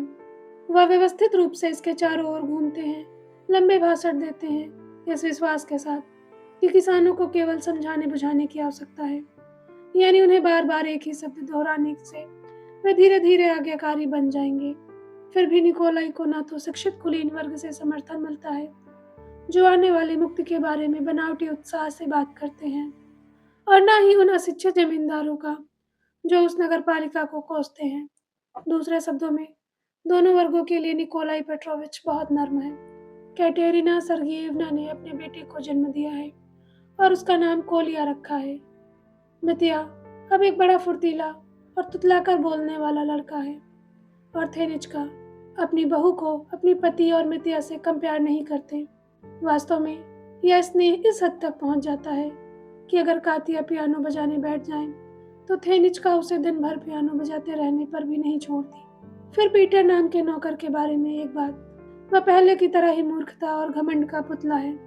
अब भी ई को यू बोलता है, लेकिन उसे एक पत्नी को अपना जीवन साथी बना लिया है और उसके साथ एक अच्छा खासा दहेज भी लाया है। पड़ोसी कस्बे के एक माली की बेटी पहले तो प्रस्ताव को ठुकरा दिया है, केवल इस आधार पर कि उनके पास घड़ियां नहीं थी, लेकिन पीटर के पास केवल पेटेंट लेदर घड़ी लेकिन 365 योग पंप की जोड़ी नहीं थी। मुआवजे के तौर पर पॉल पेट्रोविच उनकी लेखन मेज पर एक चांदी की एस्ट्रे रखी है, जो मजदूर की चप्पल जैसी दिखती है। इसके अलावा जब हमारे कुछ रूसी पर्यटक शहर से गुजरते हैं तो वे उन पर काफ़ी ध्यान देते हैं, और यहाँ तक कि हमारे पुराने मित्र मात्फेई एलिच कोलियाजिन भी अस्थायी विरोध में आकर बोहेमिया में राजमार्ग के लिए जाते समय उनसे मिलने आए थे। वास्तव में केवल मूल जर्मन ही पॉल का अनादर करते हैं, जिनके साथ वे ज़्यादा मेल जोल नहीं रखते। वे भी मानते हैं कि राजमहल या थिएटर आदि के टिकट प्राप्त करने के मामले में डेर हेयर बैरन वॉन किर्सानोव से ज़्यादा चतुर और कुशल कोई नहीं है। वास्तव में वे हमेशा अपनी क्षमता के अनुसार सही काम करते हैं, और फिर भी वे कुछ हलचल मचा सकते हैं, क्योंकि वे एक समय में और अच्छे उद्देश्य से एक सामाजिक हस्ती रह चुके हैं। फिर भी जीवन उन पर काफ़ी भारी दबाव डालता है, जितना वे स्वयं जानते हैं उससे कहीं अधिक। रूसी चर्च के गलियारे की दीवार से सटकर बैठे हुए वह गहरी सोच में डूबे हुए हैं। उनके होठ कड़वाहट से दबे हुए हैं, और वह तब तक वहीं बैठे रहते हैं जब तक कि उन्हें अपने आसपास की याद नहीं आती, और वह लगभग अनजाने में ही क्रॉस का चिन्ह बना देते हैं। इसी तरह मैडम कुक्सन विदेश गई हैं, हाइडेलबर्ग में, जहाँ वे प्राकृतिक विज्ञान का नहीं बल्कि वास्तुकला की एक शाखा का अध्ययन कर रही हैं। उन्होंने अपने मन में कई नए नियम खोजे, साथ ही अब वह छात्रों के बीच बहुत मिलनसार हैं, विशेषकर उन रूसी भौतिकविदों और रसायनविदों के बीच जो हाइडेलबर्ग में बड़ी संख्या में मौजूद हैं, और जो पहले तो अपने विचारों की संयमशीलता से सरल स्वभाव वाले जर्मन प्रोफेसरों को चकित कर देते हैं, बाद में अपनी पूर्ण आलस्य से उन्हें और भी चकित कर देते हैं। दरअसल मैडम कुक्सन के समूह में मुख्य रूप से वे 2 या 3 रसायन शास्त्री छात्र शामिल हैं, जो ऑक्सीजन और नाइट्रोजन के बीच अंतर करने में भी असमर्थ होने के बावजूद अहंकार और अस्वीकृति की भावना से भरे हुए हैं। इसी तरह दोस्त सिटनिकोव एक महान व्यक्ति बनने की तैयारी कर रहा है। इसी उद्देश्य से वह सेंट पीटर्सबर्ग में इसका प्रदर्शन कर रहा है, और उसके अपने शब्दों में दिवंगत बाजारों के काम को आगे बढ़ा रहा है। सच है, अफवाह है कि हाल ही में किसी ने उसे दूसरी बार बुरी तरह पीटा है, और यह भी कि उसने सिटनिकोव ने सजा भुगतने से इनकार कर दिया है, बल्कि उसने एक अस्पष्ट लेख में इस ओर इशारा करना बेहतर समझा है कि एक गुमनाम अखबार ने उसके हमलावर को कायर बताया है। लेकिन सिटनिकोव ने इस रिपोर्ट को केवल व्यंग्यात्मक कहकर खारिज कर दिया है। इसके अलावा उसके पिता उसे लगातार पैसे भेजते रहते हैं, जबकि उसकी पत्नी उसे एक साहित्यकार और मूर्ख दोनों मानती है। अंत में रूस के एक सुंदर कोने में एक छोटा सा ग्रामीण कब्रिस्तान स्थित है। इस प्रकार के अधिकांश कब्रिस्तानों की तरह इसका दृश्य भी निराशाजनक है। इसके बाड़ के ऊपर घनी झाड़ियां उगाई हैं, इसके फीके लकड़ी के क्रॉस जर्जर हो गए हैं, और उनकी फटी हुई रंगी हुई छतरियों के नीचे फफूंदी लग रही है। इसके पत्थर के रास्ते अपनी जगह से हट गए हैं और ऐसा लगता है जैसे किसी ने उन्हें नीचे से हटा दिया हो। इसके 2-3 टूटे फूटे पेड़ नाम मात्र की छाया देते हैं और भेड़ इसकी कब्रों पर बेरोक टोक घूमती है। लेकिन उन कब्रों के बीच एक ऐसी कब्र है जिसे न कोई इंसान छेड़ता है और न ही कोई जानवर रौंदता है। शाम ढलते ही केवल पक्षी उस पर बैठते हैं और गाते हैं। उस कब्र के चारों ओर लोहे की रेलिंग लगी है और उसके सिर और पैरों के पास देवदार के छोटे छोटे पेड़ लगाए गए हैं। यह एवगेनी वासिलिस बजारोव की कब्र है। कभी कभी पास की हवेली से 2 बूढ़े और कमजोर लोग आते हैं। एक आदमी और उसकी पत्नी भारी कदमों से एक दूसरे का सहारा लेते हैं। वे रेलिंग के पास आते हैं, घुटनों के बल बैठ जाते हैं और उस खामोश समाधि को देखते हुए लंबे कड़वे आंसू बहाते हैं जहां उनका बेटा सो रहा है। फिर वे आपस में कुछ शब्द कहते हैं, बड़ी सावधानी से पत्थर की धूल झाड़ते हैं, उस पर देवदार की एक टहनी रखते हैं और अंतिम प्रार्थना करते हैं। फिर भी उस स्थान से खुद को अलग करना उनके लिए बहुत मुश्किल होता है जहां वे अपने बेटे को और उसकी यादों के सबसे करीब होते हैं। लेकिन क्या वो आंसू, वो प्रार्थनाएं सब व्यर्थ हैं? क्या उनका वह प्रेम, वह पवित्र निस्वार्थ प्रेम पूरी तरह व्यर्थ हो जाएगा? नहीं, और 1000 बार नहीं, क्योंकि भले ही उनके भीतर का हृदय, वह समाधि शायद भावुक, उग्र और भटकती हुई रही हो, लेकिन उस स्थान पर खिलने वाले फूल हमें शांति और मासूमियत भरी निगाहों से निहारते हैं और शाश्वत निर्मल प्रकृति की शांत शक्ति के बारे में हमसे बात करते हैं, जो शाश्वत मेल मिलाप और उस जीवन की छवि है जिसका कोई अंत नहीं है। The end.